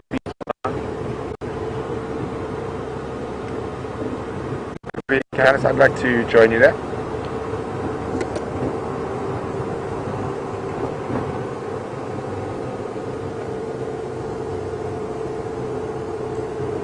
Copy, no problem. I'm still about 7 or 8 minutes away. Okay, so it sounds like those lions are still at Buffels Hook Dam, so we're going to start toddling along in that direction. Oh, that is quite pretty. What do you think, Chandra? Is it worth it? I think so. So you can see this really strange light. It's almost quite eerie. And there you go. Look at that.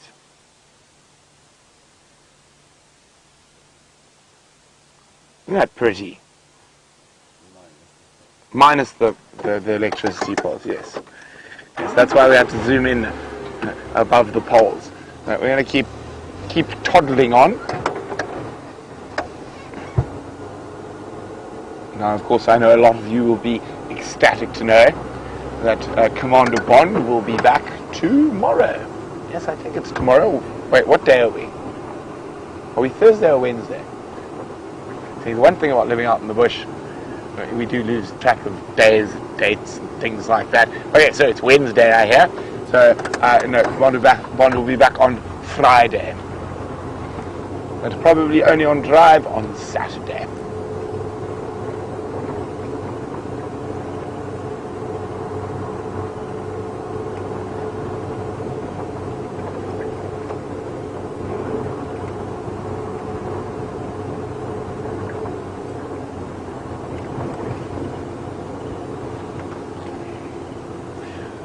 Aha!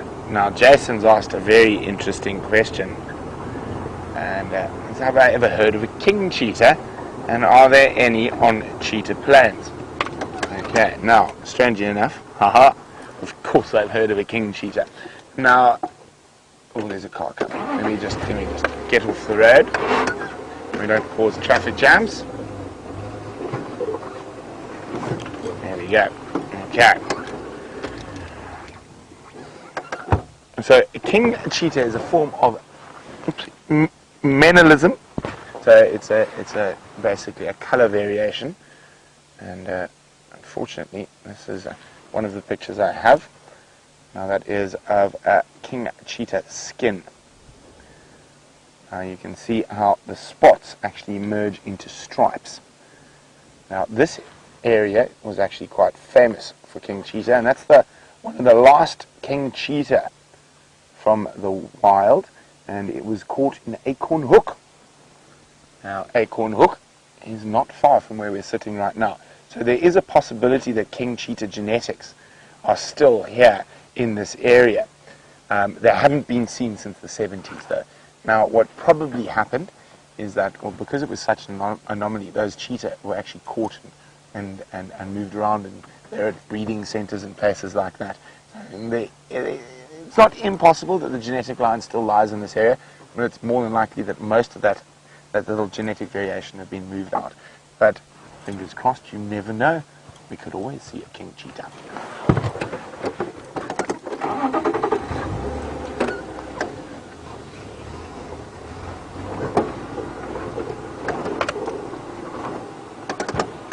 So while we are trundling back towards Nkuhuma, there some other updates for you. Tawny still has 2 cubs, and apparently she's taken them into Torchwood.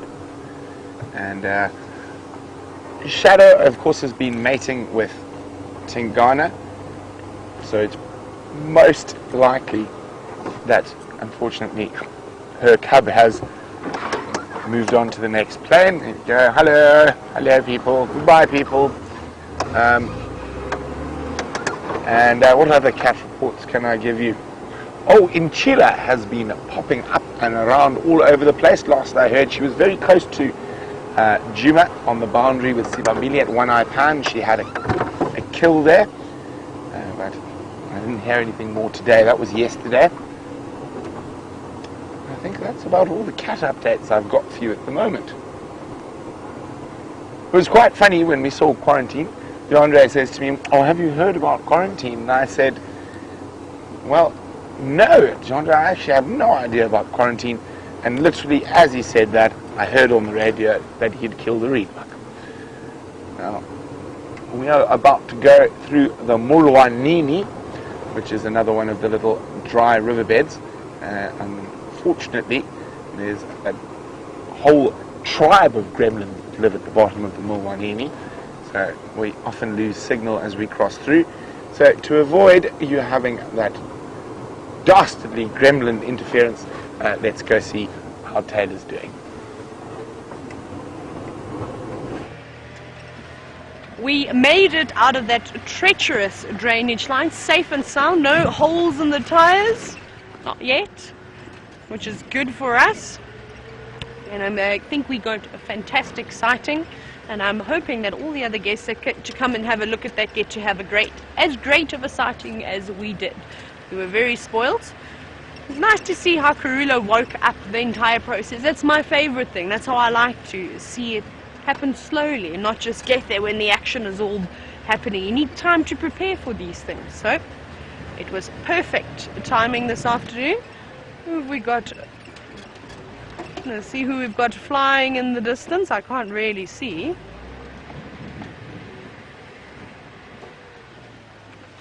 It looks very big. I wonder if it's not a martial eagle. It's far away, and I did just see a lot of white. Yes. It looks as though it could be a martial eagle, everybody, flying around like that. I'll just need to chat to Mike very quickly. Go, Mike. Off it goes.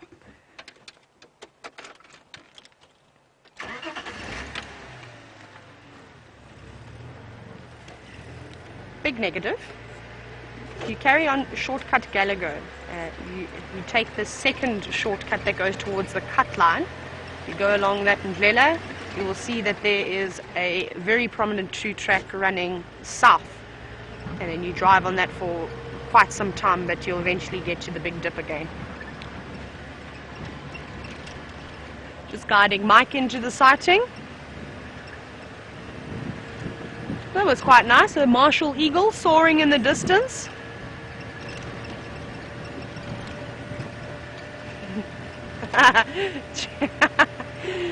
Well, Jenna's asking something quite hysterical. So Jenna wanted to know, how on earth am I finding my way around the reserve? Well, Jenna, with a great difficulty.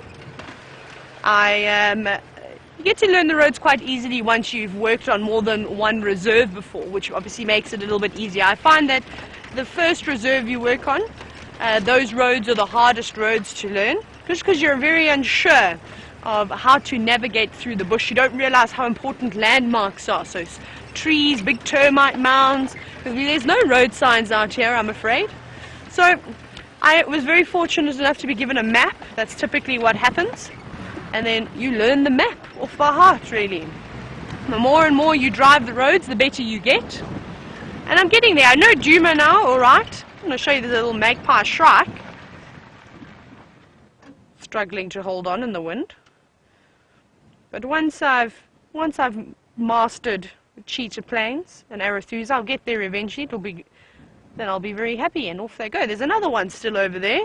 Little magpie shrike. I don't know if you can see, there's two of them that sat down there. They're very gregarious birds. You often see them in groups together, and their tails make a very good windsock, and they're able to also tell you which direction the wind is blowing in. There were a couple of buffalo weavers hanging around too. Now, I used to like buffalo weavers, and the reason why I say used to is because there's a pair that is building a nest right outside my bedroom window. And David is smiling because he knows exactly what I'm talking about. It's almost like a smile and a head shake at the same time. Now, this pair is building a nest in an acacia xanthophylla, so a fever tree.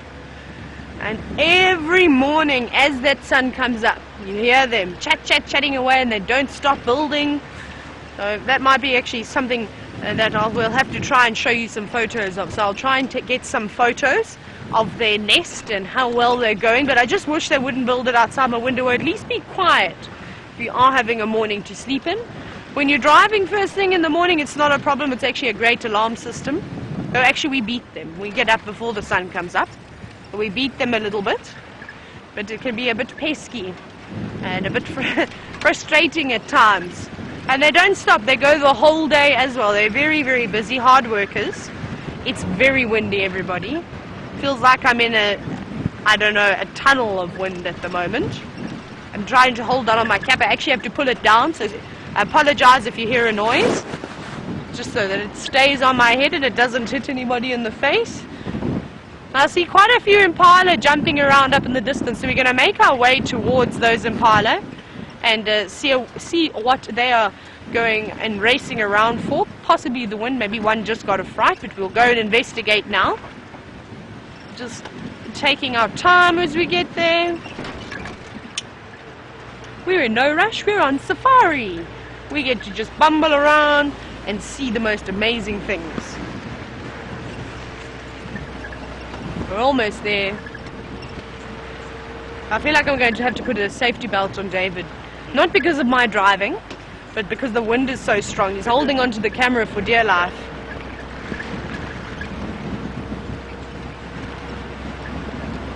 Ooh. Right, I can slowly start to see the impala bums. Oh, yeah, there's lots of impala. A lovely breeding herd. Now, what were you all running around for? Let's see who's going to stand still for the camera. Those ones are, but let's go up a little bit further, just because I see a really nice group just up ahead, and they're all bundled together, which is quite nice. I'm going to try and go as quietly as I can. Possibly the wind is going to muffle the sound of the vehicle. That they're looking at me now, so I suspect that I've been spotted. Hello, everybody, and there's a nice mixture. Lots of females, lots of young males. Ooh. Oh, no. Hello, young boy. There's one there.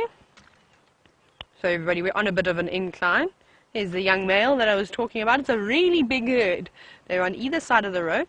Ooh, let's see if we can get them, everybody dashing across the road. Because normally, here we go, they're going to start. Watch. Try and get a screenshot of them leaping across. Normally that one goes, they all go. There they go. Whee! Come on, do a big jump for us. Oh, these are the long distance jumping champions. I know I've said this before, but now we can actually see. They can leap a length of 10 meters. Here comes a big male and a female. Who's going to get it? Whee! No one's doing any big jumps. Here, there's some more come. Racing across. Oh, come on. Woo! Did you see that? That's the winner, everybody. I don't know who that was, but that was definitely the winner. What should we call her? Should we call her Cynthia the Impala wins the race today? And oh no, we've got one more contender coming. Come on, can you beat Cynthia? No, that was quite a pathetic attempt. So no, Cynthia wins the high jumping competition today. It was quite funny. I think it was just off screen. Ooh. Sorry, I don't know. Wendy's doing some interesting things and has been doing. I think there's some gremlins living in Wendy at the moment. Occasionally she just decides that she likes to stop, even though you don't have your foot on the brake or anything. It's okay. Don't worry. We'll have to get the mechanics to have a look at her. You'll be okay for today, we promise you. You've got lots of not diesel, petrol in you, so don't worry. Just patting Wendy for encouragement. Sometimes you need to talk to them quite nicely. That was a lovely show that the Impala very quickly put on for us. Now we're going to carry on. Now, I don't particularly have any plans for us this afternoon. I thought we would just do a little bit of a bumble after we had such a special show with Karula. She was my only plan this afternoon. Now we're just going to see what else we can bump into. So maybe we will check Bubble's Hook Dam and we'll have a quick little look around there. Perhaps go down Hyena Road. Ah, okay, no, we're not going to go there. I think Brent is going there. We'll go somewhere else. Let's go down. Oh, we've got some more Impala. Another big herd.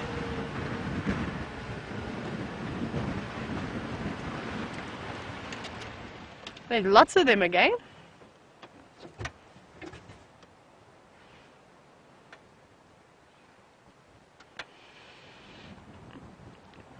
see they're all a little bit stirred, these impala. It's like I said, it's the wind, it's affecting their behavior quite a bit.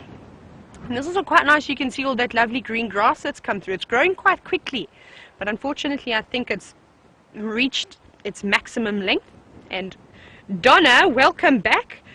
I know, Donna, you've said you haven't been able to watch the show for some time, and you've noticed all this lovely green grass.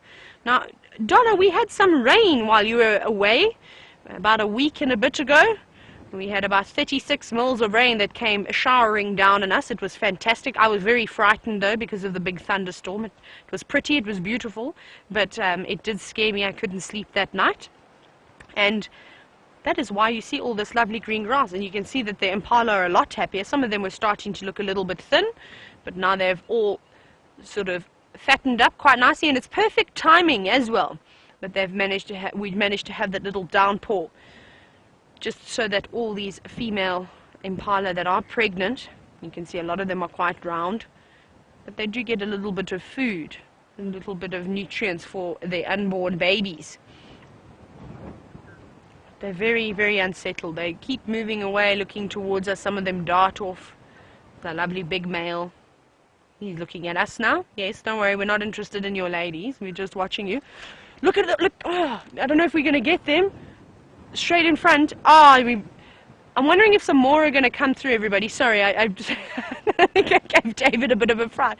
But a group of impala very quickly dashed across the road, and I thought that because it was a group, that possibly some more were going to come running out like what we just saw. So I thought we'd better have a look just in case we see any more jumping, and perhaps somebody jumps higher than Cynthia. Ooh, come on, Wendy, you can do it. Well, as we continue down the Buffels Hook cut line, maybe I'm going to bump into Brent. Let's see if he's managed to find his way out of that particular tricky spot.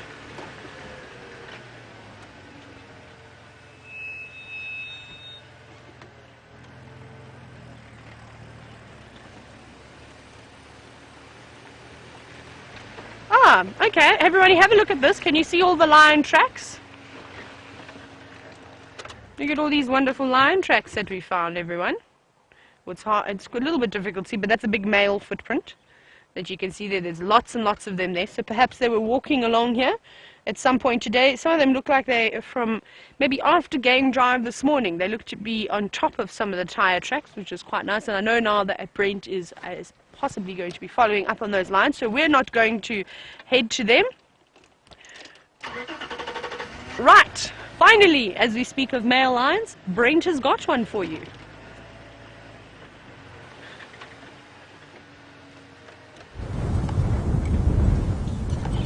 And they haven't moved much from where we first found them this morning. I think they've moved out of the thickets as it's got a bit cooler, and they're lying out on the wind. And it is quite windy where we're here. Oh, listen. Females contact calling, and if you hear any kids, not to worry, it's just Mike and Candace from Juma. Oh!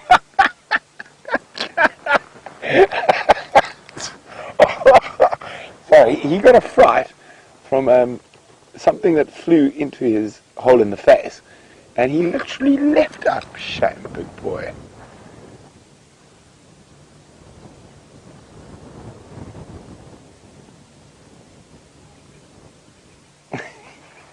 He's battling with those flies.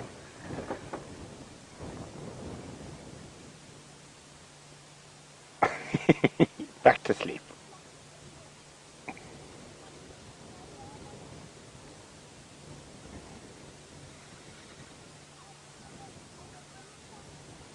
So, as I said, Mike and Candace and their kids are out on drive.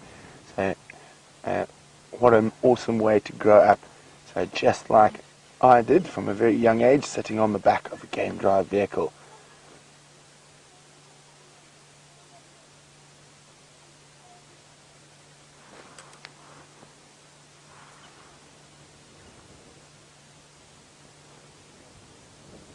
There we go.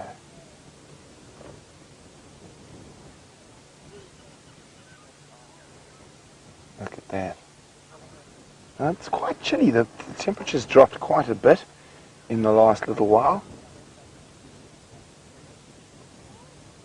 And now as the light gets lower, you can really see that lighter color under a lion's eyes. And it helps them collect all the ambient light at night for hunting.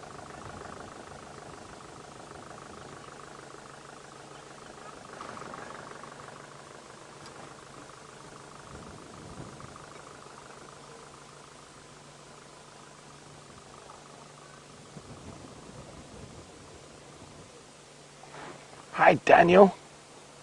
Daniel in Scotland is wondering how far can a lion's roar travel. Now, all depends on wind direction and cloud, and whether it's day or night, but from a human point of view, you can possibly just hear lions at about 10 kilometers if you've got shame. If you've got shame. Poor dude. If you've got good hearing. But from a lion's point of view, you can probably hear them from about 20 k's.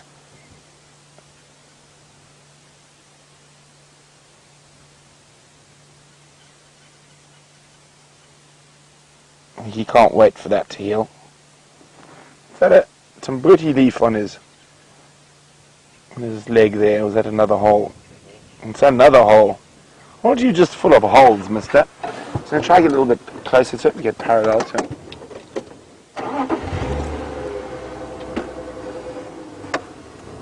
Oh, he's going to stand up and move, of course. Oh, look at that. I love that when you get that, the wind-swept mane. Isn't that gorgeous?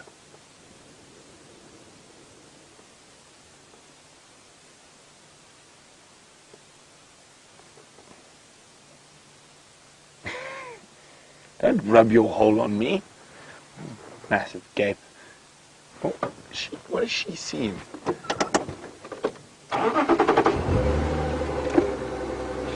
See, she looks like she's looking quite intently. See if I can see over the wall. Is there other lions on their way back, or is there a possible hunt about to happen?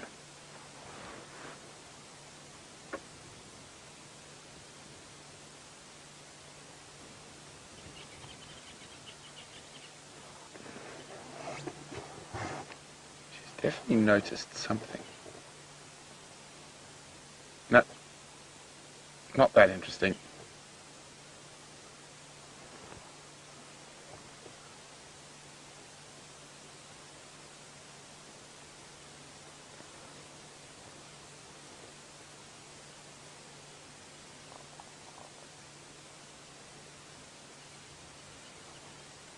Okay, let's move back a little bit to be parallel with him.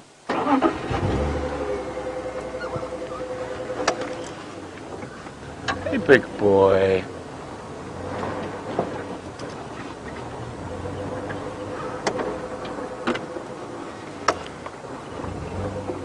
How's that for you, Jean-Andre?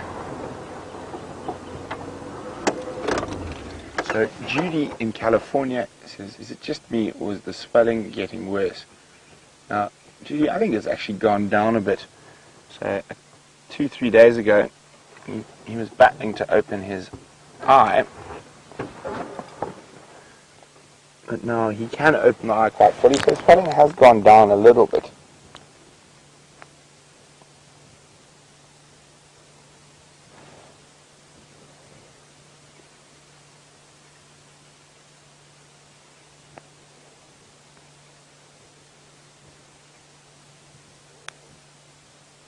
Shame, Mr. Fat Cheek.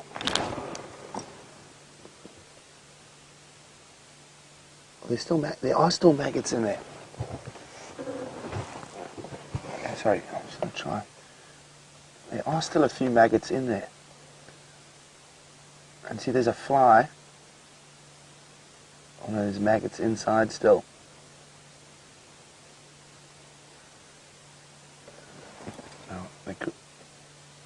Now guys, I know for sensitive viewers this can be a little bit graphic, but it is what happens out here in the bush. So there are still maggots inside that wound and are feeding off the flesh.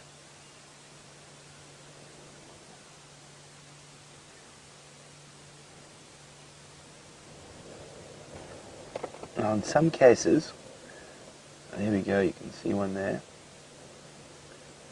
they can be sometimes a little bit helpful. So if there is any rotten flesh, they can feed off it, but other fly species will eat off living flesh, and that for me definitely doesn't look like rotten flesh that they're eating.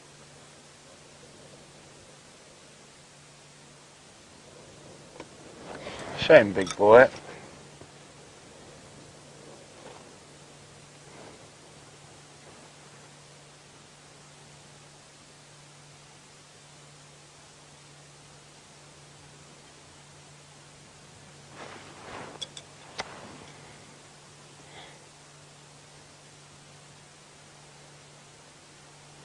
And no one said it was easy being a male lion. It is tough at the top.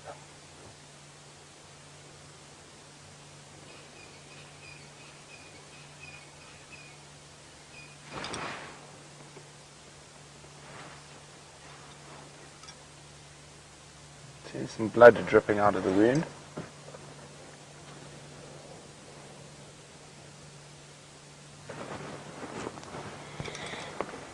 Now the great mystery is to which fly species that is. We're pretty certain it's possibly one of the blowflies.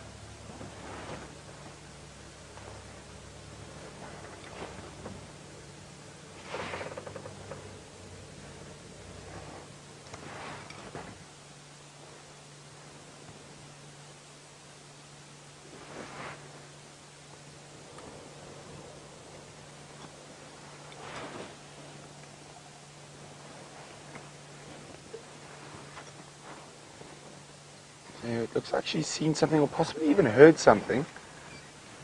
What I'm going to do is I'm just going to go forward. I'm going to just pop ourselves up on top of the wall and maybe see what she's saying, or she might have heard something in the distance. Oh, she's going back to sleep. I'm just going to give Aubrey a bit of space to come in and have a look as well.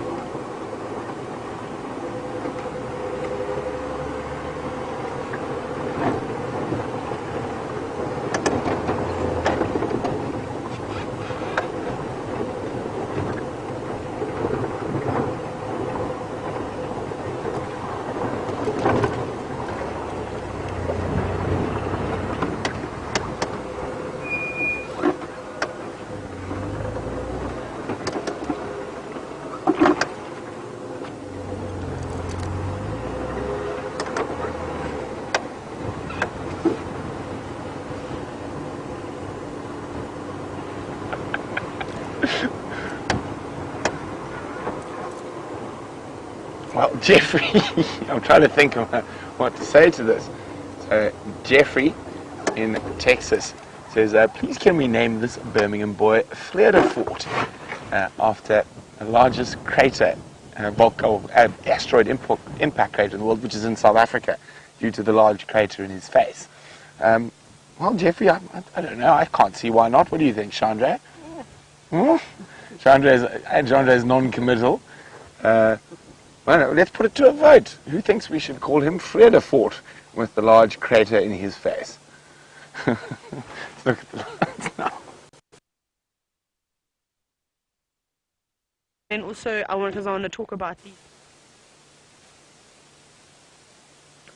Sleepy kitty.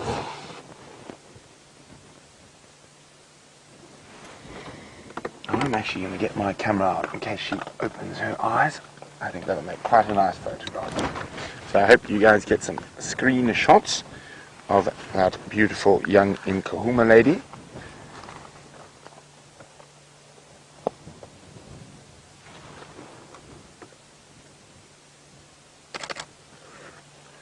I'm just going to wait for her to open her eyes more.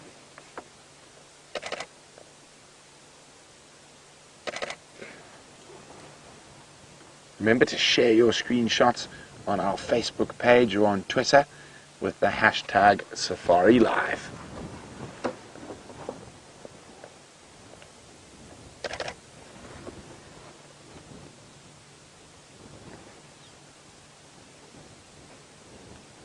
Now, I think the rest of the pride is further to the west of us from the tracks that I saw this morning. And we're in a myriad of drainage lines and thickets near Gowrie Cut Line. Hopefully they'll come out overnight and we'll be able to find them in the morning.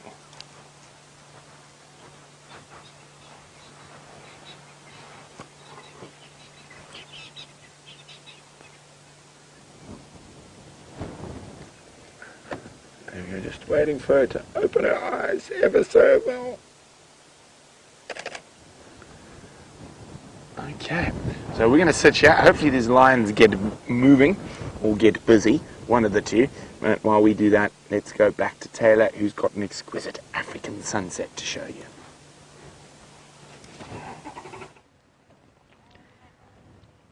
That is the sun that you are looking at, and isn't it beautiful? It disappeared behind some clouds, but it has now found a little gap for us to have a look. And it's going to disappear again behind another set of clouds, and then I don't think we will see any more of it, I'm afraid. But I'm very, very happy to see all the build-up of clouds at the moment. There's some really nice ones, but I want to take you away from the clouds where the sun is, and I want to draw your attention a little bit further south. So, should we go a little bit further to the right, where that dead tree is? The big tree? Oh, a little bit further to the left, sorry. Oh, my bad, everybody. I don't know my left and rights today. Now, I don't know if you can see those clouds forming on the top of the tree there. Now, they're slowly, very, very slowly turning into cumulonimbus clouds, especially on the right-hand side there. And those are the clouds that we want to see. They're going to start to form and spread vertically, and then hopefully horizontally as well. And maybe we'll start to see some lightning. You can actually see some more little ones forming. There's two over there. They're very small now, but hopefully they're going to merge with one another. And we see those big sort of anvil shapes, the cumulonimbus clouds start to form. And now we need the entire sky to fill up with all those clouds and get a big thunderstorm. The temperature's dropped a whole lot now. It is very chilly. David was laughing at me because I said that I'm not going to need a jacket today. And rookie error it was. It is getting a little bit chilly. How beautiful is that? That is so special. So that this wind, perhaps it is going to blow more of the clouds in and keep bringing that cold weather. And then we're going to get some more rain. But at the moment there's too much blue sky. I don't think we're going to get rain this evening. I think that we're going to get lots and lots of rain. I'm just about lying down. Lots of rain. Maybe tomorrow. Well, I'm hoping. Cross your fingers, cross your toes, do the rain dances, do whatever you need to do. But please help us try and get some rain for the next few days. And if we do, these little gaps that you're seeing of all the grass, you can see there's obviously a lovely layer of green. But there's quite a few patches.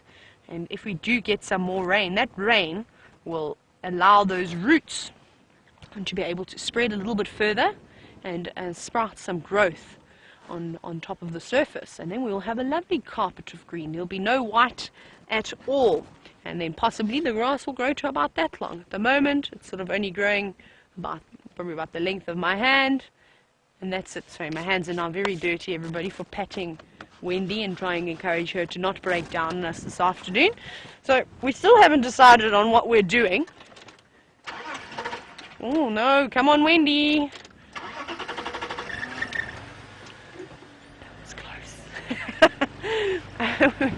Just wondering if she's going to hold up on us and perhaps going to have to keep her running. It's okay, you'll be fine. She's older. Don't let her hear you say that. Otherwise we'll be in a bit of trouble. And we're going to go and check a few watering holes just to have a look and see if anything's decided to come down and perhaps quench their thirst after this hot day that we've had. It should be nice. But it's a bit windy, like I said, so I'm not sure if everybody's also hiding. So a bit of a catch-22, but we shall try. And while I make my way towards a Treehouse Dam and a few others, let's see if those Nkuhumas have decided to start moving yet.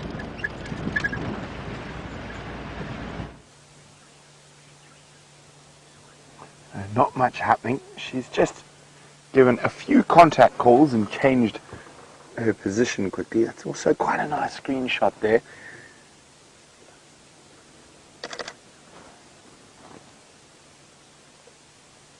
pretending to be a termite mound.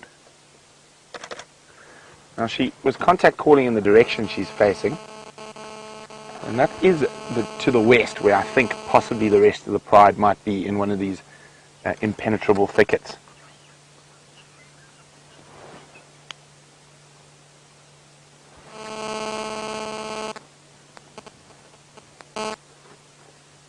Oh.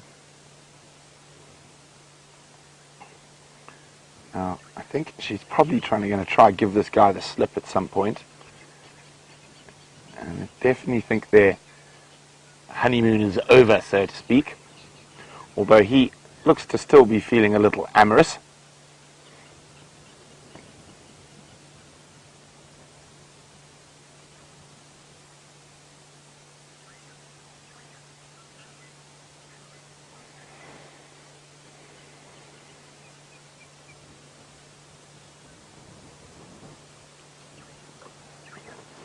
Now, oh, look at that. He's got nice fluffy hair from all the wind. Even with a hole in his schnoz, he's a good-looking boy. Now, of course, this is coming towards the end of their mating. Hasn't ended, it's about to. And Ellen was wondering, how do they know when the estrus cycle is over? Well, generally she'll just stop flirting with him and start becoming quite aggressive towards him if he does try to be amorous. But male lions need a few good smacks before they really catch the hint. So he'll follow around and irritate her normally for sometimes a day after the mating's ended, unless there's a call to arms by one of the other coalition members. Okay, well, I think we're going to get some really good screenshots if I hop down and we get right opposite her and look into those gorgeous eyes.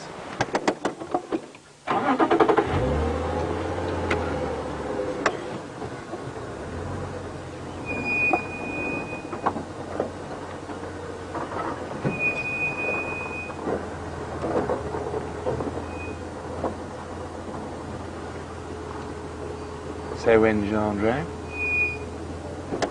Here we go. Isn't that spectacular? Come on, open your eyes. It's photo time. Do you want the light? Yes? Yeah. Cool.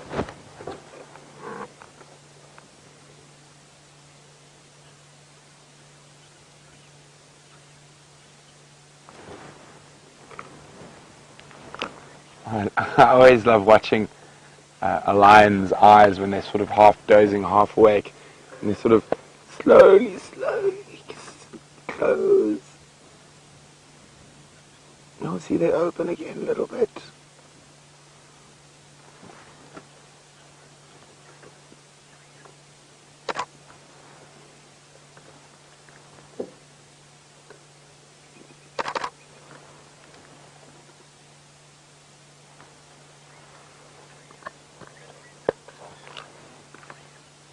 There we go. Oh.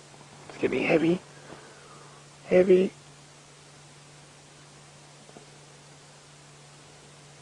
Oh no, waking up a little bit again.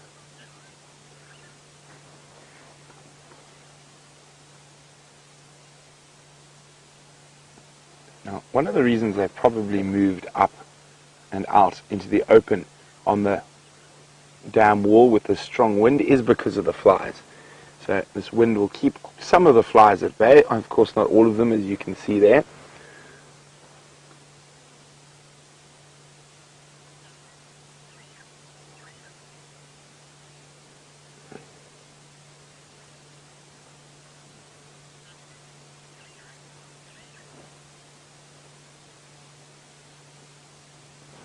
And spots on her nose.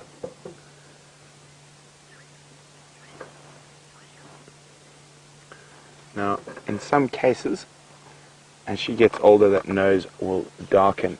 But I have seen in other cases that lions' noses don't darken as they get older, and they stay pink.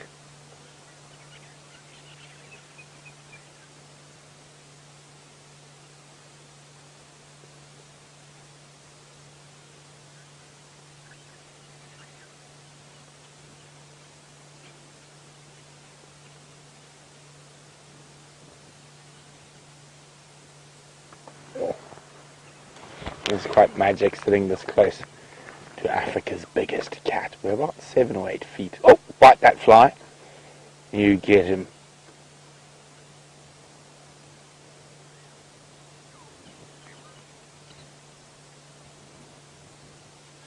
See, she might try contact call again.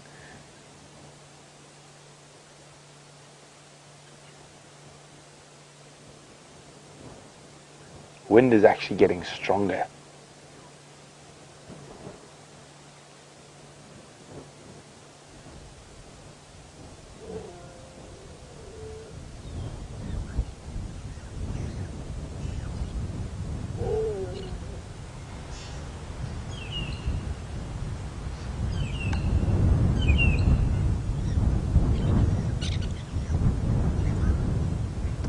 No one's answering me. Why? Where are you? Oh, shame.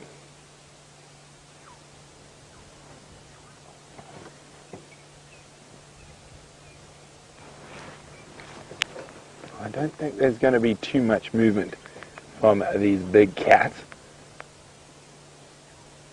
Oh, there's a long-tailed shrike in the background. And that Ziziphus, there's a couple of them actually.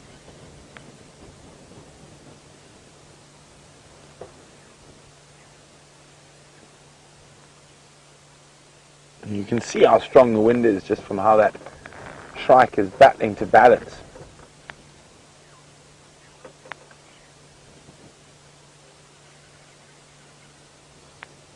And then in the big torchwood above and beyond, some noisy buffalo weavers working on their communal nests.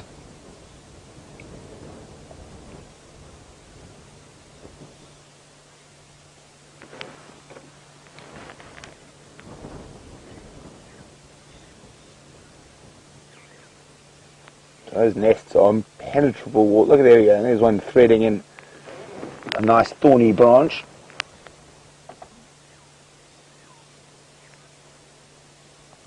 Getting ready to keep the ladies happy come laying time. There you go. See, that's quite early in construction. It's getting the frame right.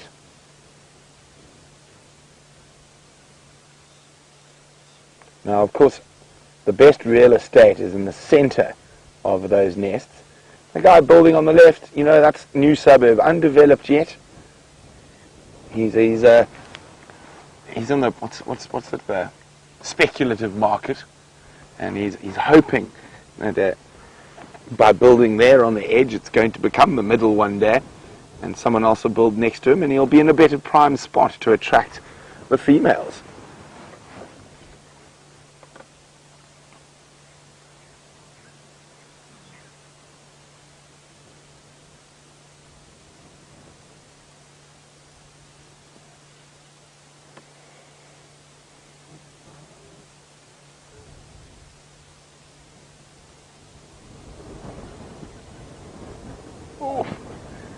The wind is getting stronger and stronger.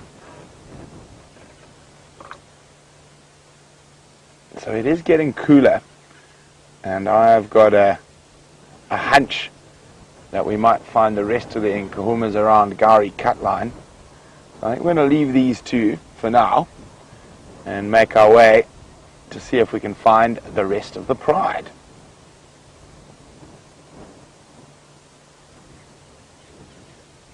It really doesn't look like they're going to move anytime soon.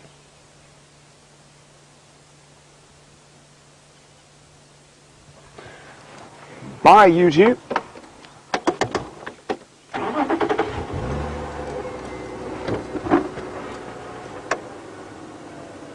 And while we go in search of the rest of the Nkuhumas, let's go see how Tayla's faring.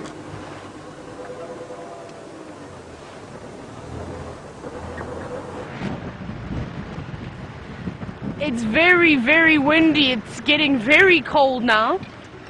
I'm about to go and make myself a jersey out of leaves or something like that. It's getting so cold. But I see that David is braving it out with me. No, I don't have my jacket. Oh, David doesn't have his jacket either. So we're both going to freeze to death, everyone. So hopefully it doesn't get too much colder than what it already is. It'd actually be quite interesting. Maybe Louise, could you find out what the temperature is now? So I believe it was about 83 degrees Fahrenheit when we started this afternoon, and I suspect it's probably dropped to about, let's see, it cannot. I do not believe that for 1 second. So Louise let me know now, just in my little earpiece over here, that it is 80 degrees Fahrenheit. I cannot believe that.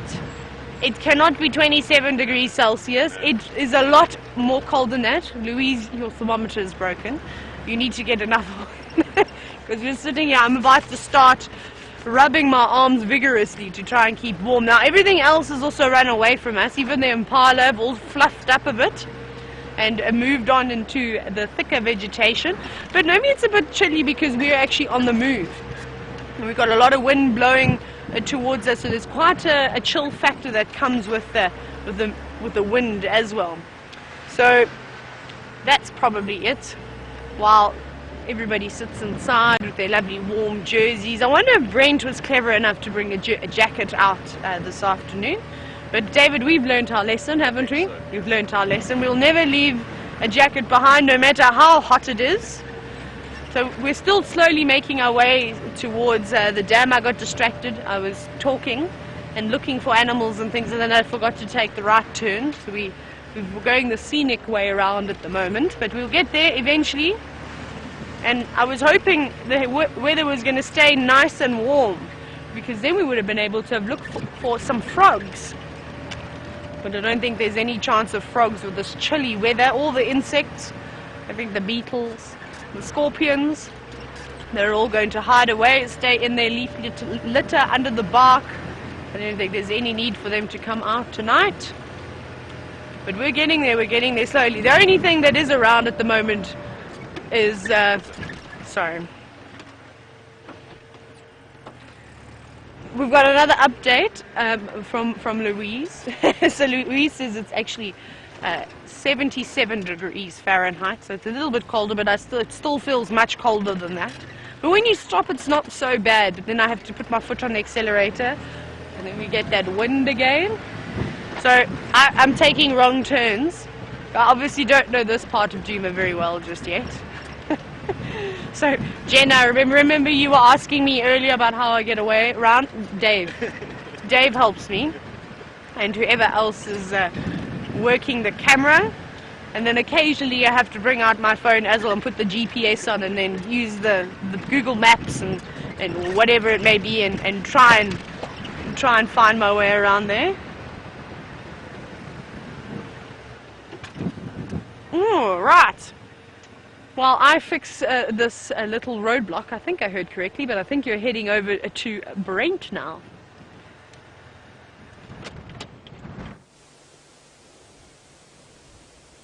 Yeah, we got some magnificent kudu bulls, and that one on the left with that magnificent spread. I'm sure he just placed his horn. So there's some females around, and I wonder if one of them isn't coming into estrus, and he's putting mud on his horns to make himself more impressive to the ladies and more intimidating to the other bulls.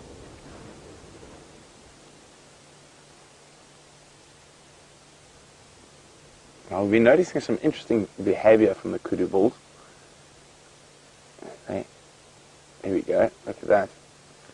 Now I've seen them about 3 or 4 times in the last week using their horns to break branches down to an easier height to eat.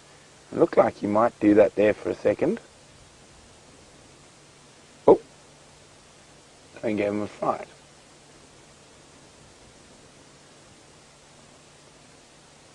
I wonder what that was. Just suddenly scampered off.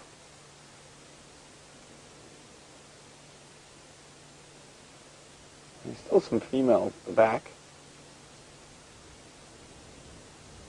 Maybe it's just this really bustly, windy weather.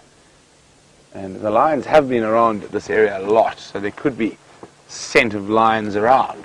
And speaking of the scent of the lions, we're going on our gut, and I think the Nkuhuma's over there. So I'm going to go check.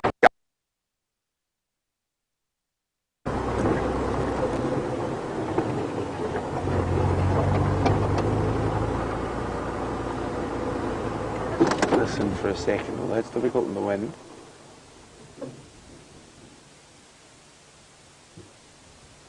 No.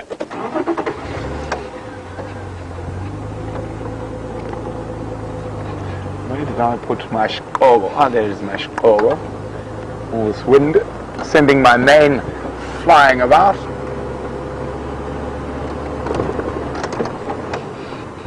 Left 101 Ngala lang up still on Buffalo's Hook Dam Wall.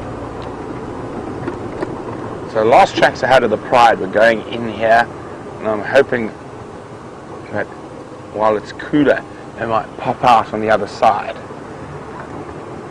Now, whether they go to that buffalo that was killed by amber eyes and a single lion, male lion on Buffalo's Hook, or whether they've got another kill already, or if not, tonight's going to be prime hunting weather for them. Windy, cloudy, there's quite a few vultures about.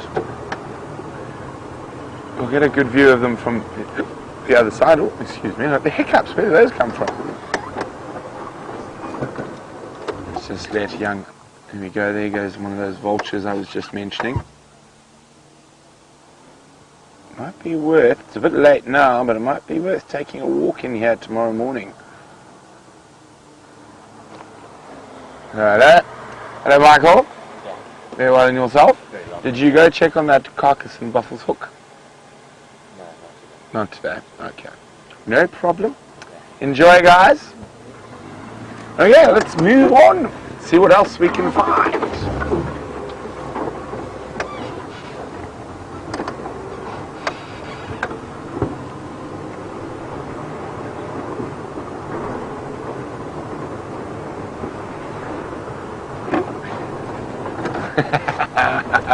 Oh, James Richard says he's quite excited about the thought of all the butterflies we're going to see soon. Jandre, of course, is not. Static butterflies, he says, only static butterflies. And James Richard is wondering what, as I said, is the top of the butterfly species I'd like to get on camera this year. Well, any new one. So I think we are sitting on about 20 odd species so far that we've managed to get on camera. And of course my favorite family on butterflies is the acreas. I think we've got about 4 different acreas on camera. We've got the African monarch, we've got diadem so far. We've got 2 species of blues yet unidentified to the individual species.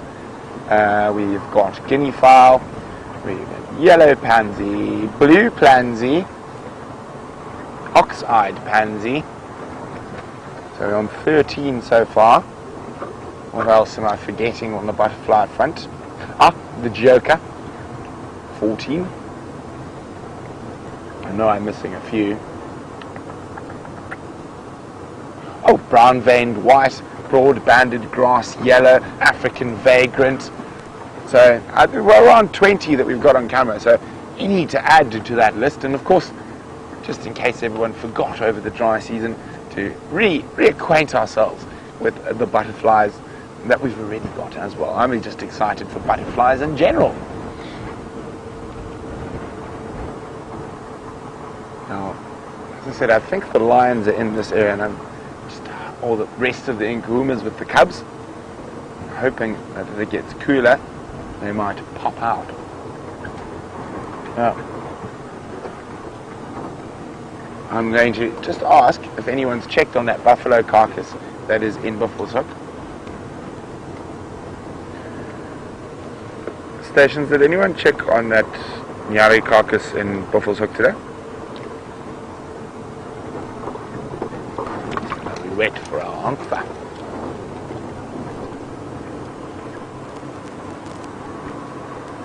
Copy, were there any Ngara on that carcass?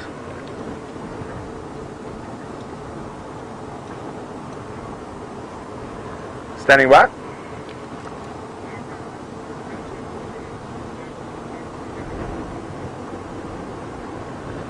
Copy, thanks very much. The last encounters I had of the whole pride were going from Hyena Road into those shkovas between Gari Katlan.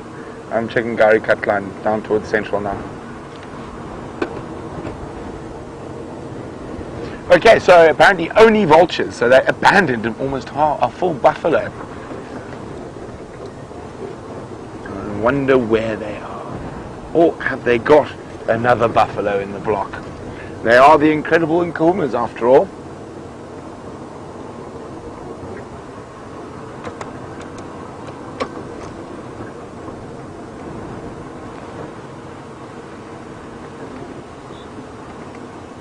I wonder if this wind is going to bring rain.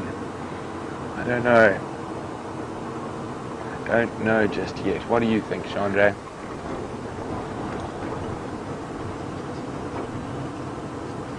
Well, we ponder the upcoming weather. And let's go see what Tayla's been pondering.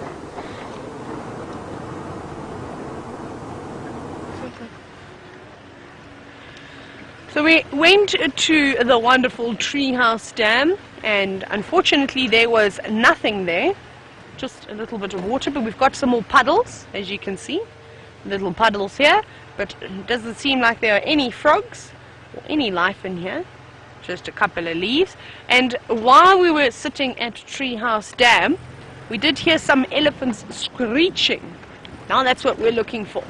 I thought that if we could possibly find them, maybe we could put the infrared on and have a look at them like that. But we haven't found them yet. So I'm waiting till I hear a little scream of obviously a young elephant that wants to suckle. That's what it sounded like, and Mom was refusing. But nothing just yet, so we're looking. But it's also getting to that awkward time of the day where the sun is not out anymore and there's just a little bit of light left. And it's playing lots of tricks on my eyes because I've spotted all sorts of goodies that have turned out to be logs or trees or shrubs. So I hope we don't do any more of that. Doesn't seem to be anything happening here. Isn't this, David, where we had all that action? Yes. Oh, this is Red Chele Pan. Correct. Ah, see, now I know where we're going. Let's go down this way. I don't know, for a little giggle, let's go around here. I'm going to lose my hat at some point. It keeps wanting to blow straight off of the top of my head. Now I can just see lots and lots and lots of elephant footprints going that way in all the directions. So hopefully we're going to come across one. This is sort of where it sounded like they were shouting from.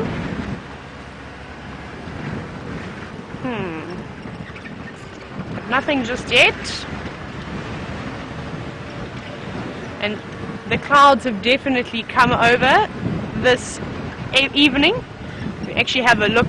There's not very much sky around anymore. It's very dark and gloomy this evening. You can see all that grey sky coming in, which is fantastic for us. We just need to build up a layer, and then we can work on the cumulonimbus clouds to come through. Now I don't know where I'm going. I'm just driving now, hoping to find us something to look at. Also listening out for any of the scops owls, or perhaps the last calls of the pearl-breasted. Maybe we get to see one of those. Though with the wind, I think the birds could be struggling to hold on to their perch, like we saw those magpie shrikes earlier.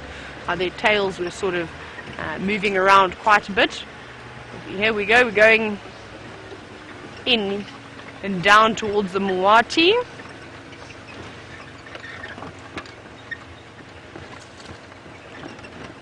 Or somebody was shouting.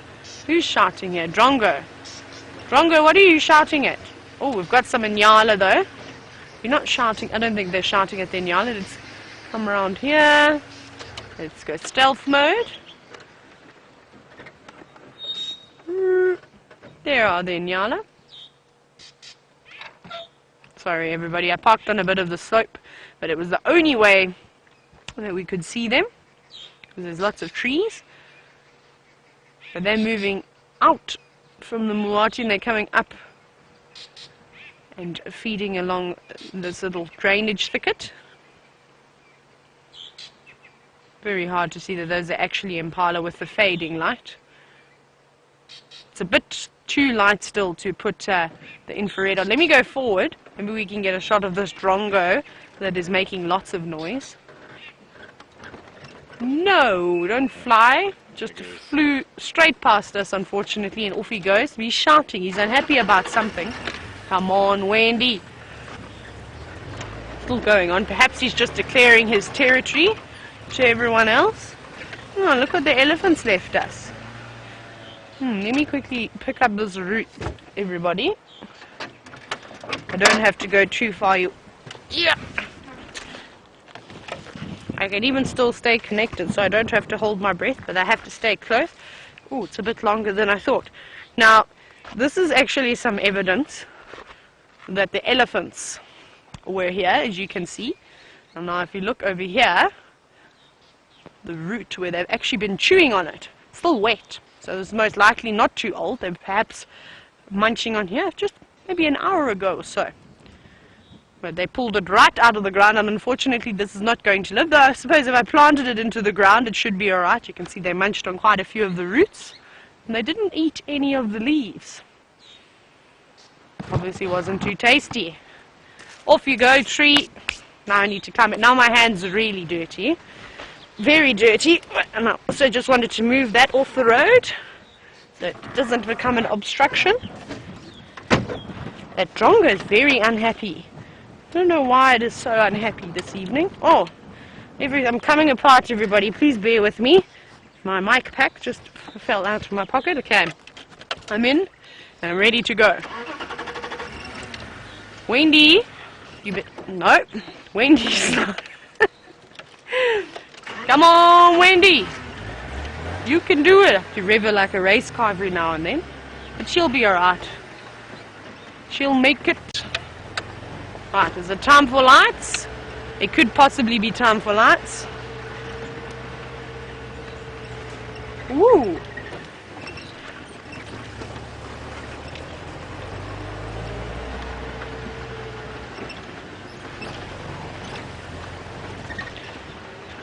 Now, as we trundle along here, it'd be nice to hear some of your questions. We just want to have a little chat. You're welcome to either hashtag Safari Live with anything that you'd like to know, or you can also ask us on an email. You're still emailing, which is questions@wildearth.tv. And I know Ashley Stevens, thank you for your question. You'd like to know, with the wild dogs this morning that killed that Nyala lamb, will that female come into estrus again quite early? Now, I reckon so, Ashley. I think she will. Possibly because I believe it was quite a young Inyala. And I have seen Inyala giving birth all year round. I've seen lambs at the most bizarre times of the year. So I reckon that she will. She will make gentlemen very happy, coming in at a strange time. So possibly she was very unfortunate for that female, but she also won't risk her life completely, knowing that she can have another fawn again. So it's sad, it's life, but you're lucky you got to see wild dogs make a kill. That's quite special. I've only seen a handful of those in my life. Right, I think it's time for the spotlight now. It's almost there. It's very awkward. Oh, the spotlight is working. But while I carry on looking for chameleons and owls and all sorts of other things, let's go to Brent for an update.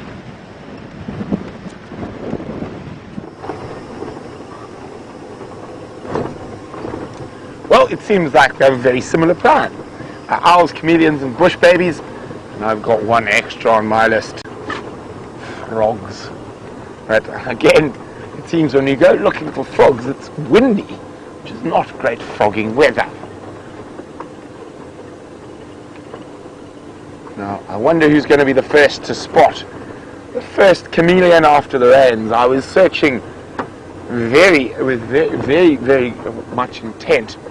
Oh, you see that through the light, through the bush there, Jean-Ray? You know what that is? It's a Tayla. Yes, you can see. We can see our vehicles by the lights that are on them. There goes Tayla. Now, who is going to be the first to find a bush baby? I mean, a chameleon. Bush babies, I'm sure we'll find. Maybe they might stay inside for a little bit longer in this windy weather. but I'm sure hunger will drive them out. Remember, we're live in the middle of the African bush. And you can get hold of us and ask us questions using the hashtag Safari Live on Twitter, or use the email address questions at wildearth.tv.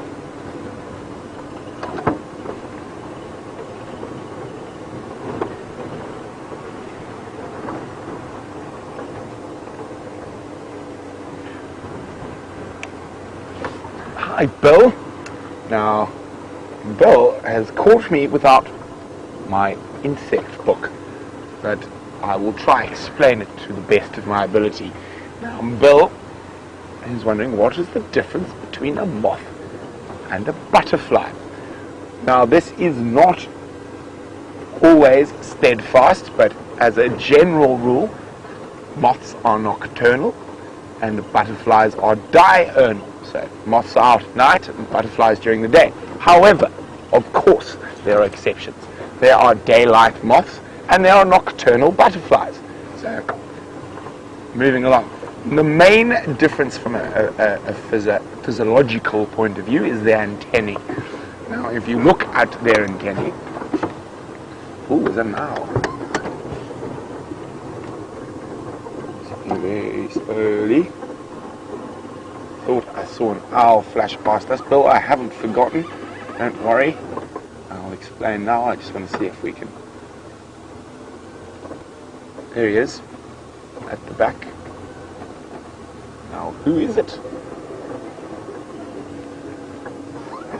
I can see the false eyes staring at us. No. There he is. It's not what I thought it was. Oh, it is real eyes. There's a little African barred owlet by the looks of things. I just want to have a closer look, so I'm just trying to get this. Oh, yes. Hello, little guy.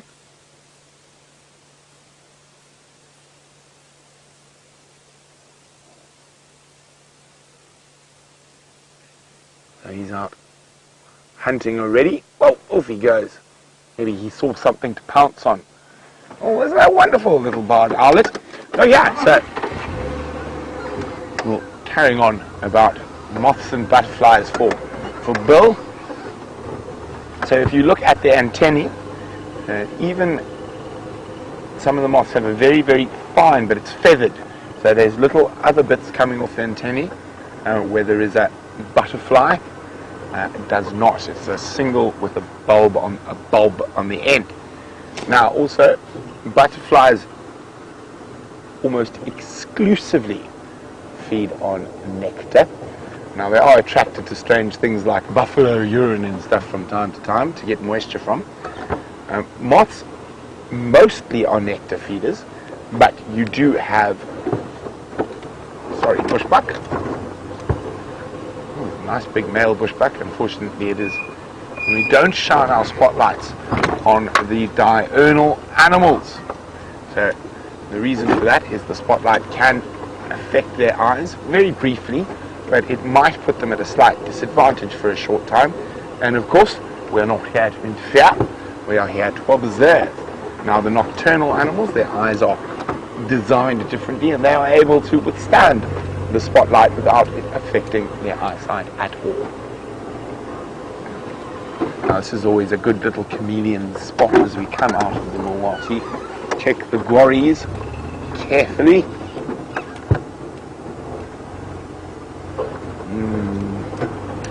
No such luck there.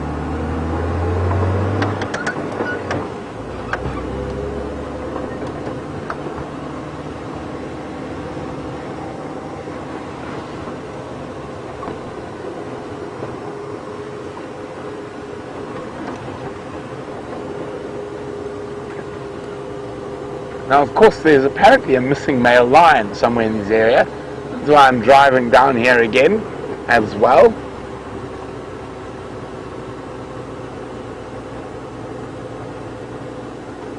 Oh, hello, Fran in England. Fran is building her Safari Live bird list and the barred outlet number 68. Well done, Fran. And guess what, Fran? The I've started hearing a few of our migratory birds on their way back. I haven't managed to find one to put on camera yet, of course apart from the Wahlberg's eagle. But today and yesterday this morning I heard Klaas's cuckoo,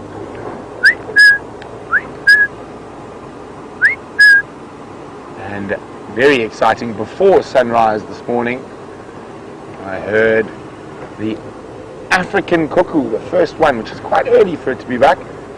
Cuckoo, cuckoo.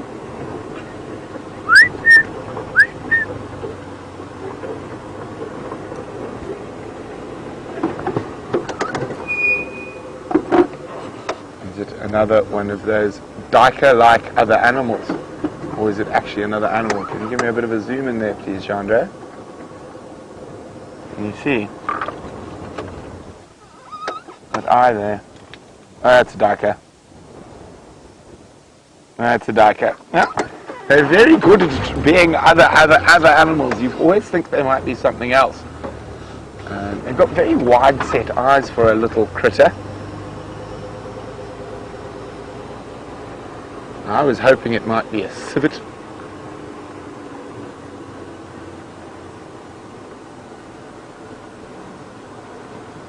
Where is this missing male lion? He just vanished. I think he actually got chased by elephants, so he should be around. So he might pop up on the Nkuhuma Dam cam, so keep an eye out.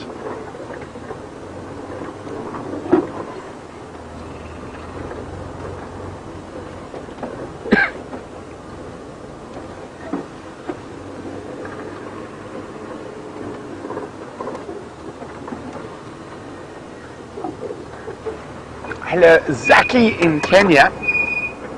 Nice to have you back with us, Zaki. Now, Zaki says, what is the best time for safari? Do we see more animals in the morning or in the evening? Well, Zaki, I would say probably about the same. So, it's the reason we go on safari in the early morning and in the late afternoon. It's because it's the two best times to see wonderful wildlife. So, during the heat of the day, most of your cat or predator species are going to be snoozing and sleeping. You can still have fantastic elephants and other general game, but what a lot of people really love to look at is the cats, and that is the two best time of the day to view cats when they're most active.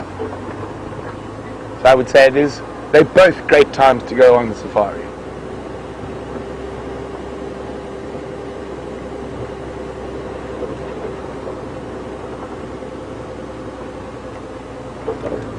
Now, oh, I thought that was a chameleon.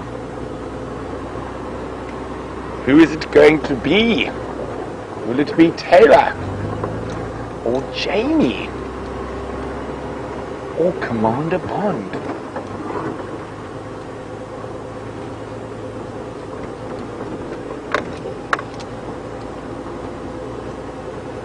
Now, David Ryan, hello David, is wondering, if you were to use a spotlight on a day animal, why do their eyes glow? Surely there shouldn't be. So, you must realize their eyes are not like ours. So, they still glow, they've still got the tapetum lucida. Oh, I always get that one a bit muddled up. So, that reflective layer there. So, you must remember, a lot of animals' eyesight isn't designed like ours. And even the daytime animals have better night vision than us. They have to protect themselves from the prowling predators of the night. So that is why they also will have better night vision, but not nearly to the degree of a lion or a leopard, for example.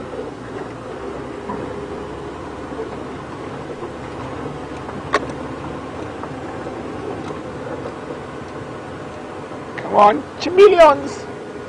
So, speaking of chameleons, I've got a question for you.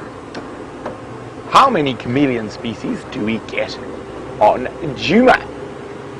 If you know the answer, let me know. Questions at wildearth.tv or hashtag Safari Live on Twitter.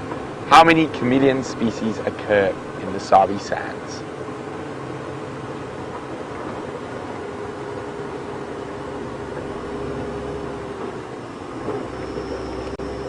Now this is always a good little road for nocturnal creatures,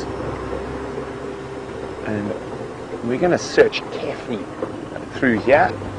While we do that, let's go see if Tayla's had any luck with the nocturnal critters.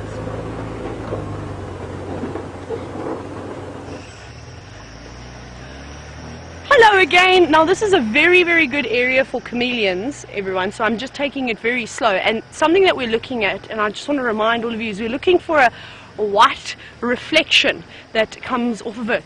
Oh my goodness, what do we have over here? What on earth have we found, everybody? It's the first chameleon of the season. Brent, I've won.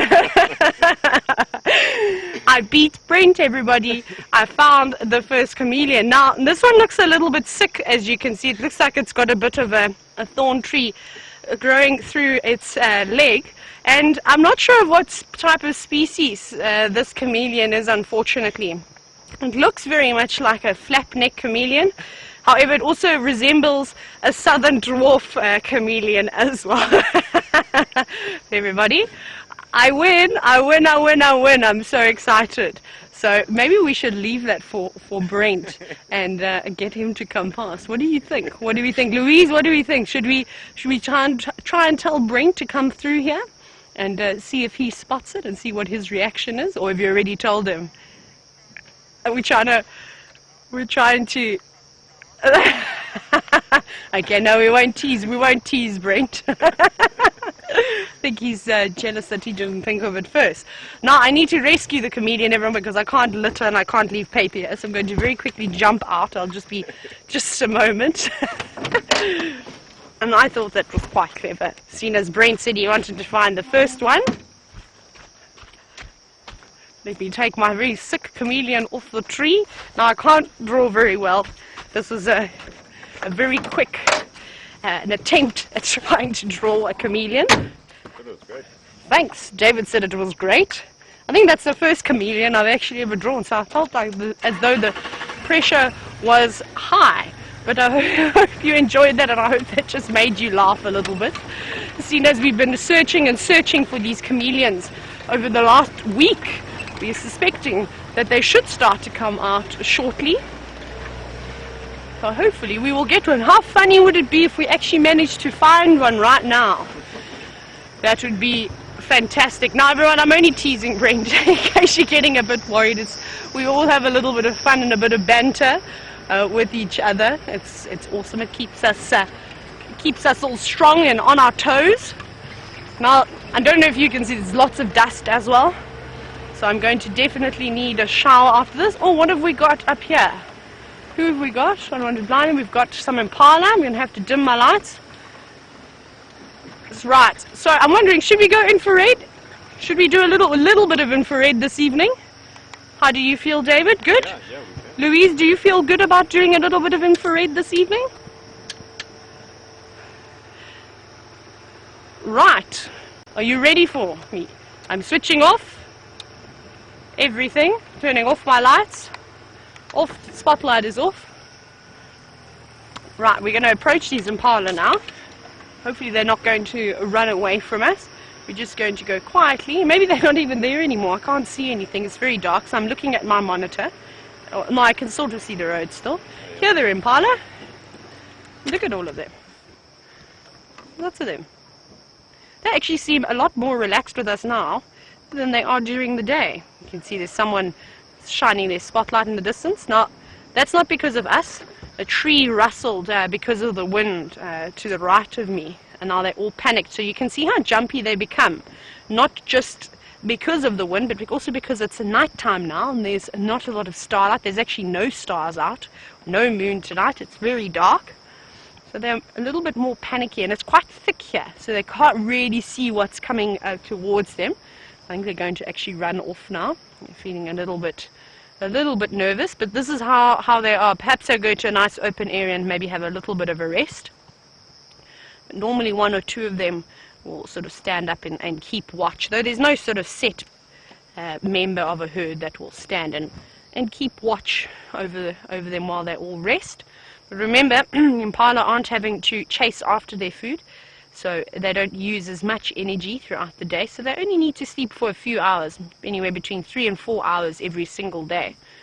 They maybe take a siesta, an hour siesta during the heat of the day, and then at night they also sit down.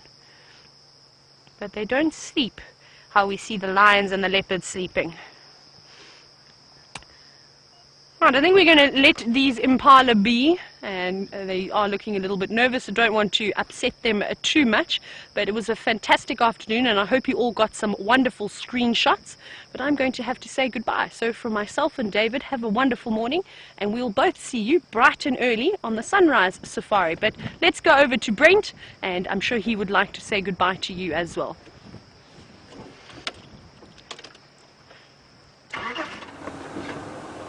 I've been checking one of my favorite chameleon trees, but alas, no chameleon, and well done to James Richard, who got the answer spot on.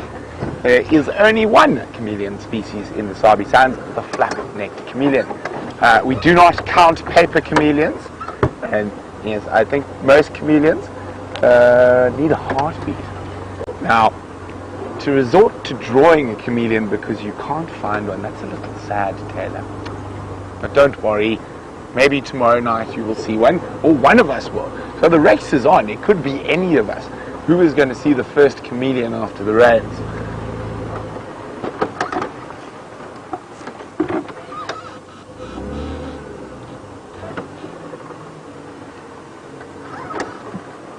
Oh no, it's just a light coloured leaf. I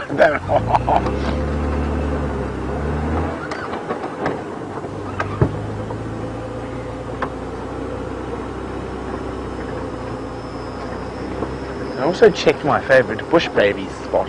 No luck there. Hi Janet. Janet's wondering how many chameleon species we get in South Africa. Not many. I think it's about 5. I'm not 100% sure. I have to double check for you, Janet, but I know you get a couple of dwarf chameleon species in the fynbos in around Cape Town and Nkuhuma.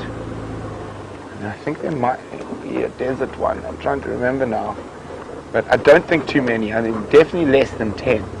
As we discussed a couple of nights ago, the place with the most chameleon species in the world is, of course, Madagascar. It's got more than half of the chameleons in the world. And after Madagascar is Tanzania. Now, I saw a few very cool chameleon species in Gabon. And the weirdest one I saw was called a Cameroon dwarf horn chameleon. It's tiny. And he had these long spikes on his nose that were about as long as he was. Very, very cool little thing, a little brown guy. But I mean, tiny, tiny little one. John, have you seen any of the dwarf chameleons in the fynbos? In the Cape, yeah. So there's a couple of species. I think there's 3 or 4 maybe, and then flap-necked being the most widespread and common. But it looks like the chameleons are continuing to elude.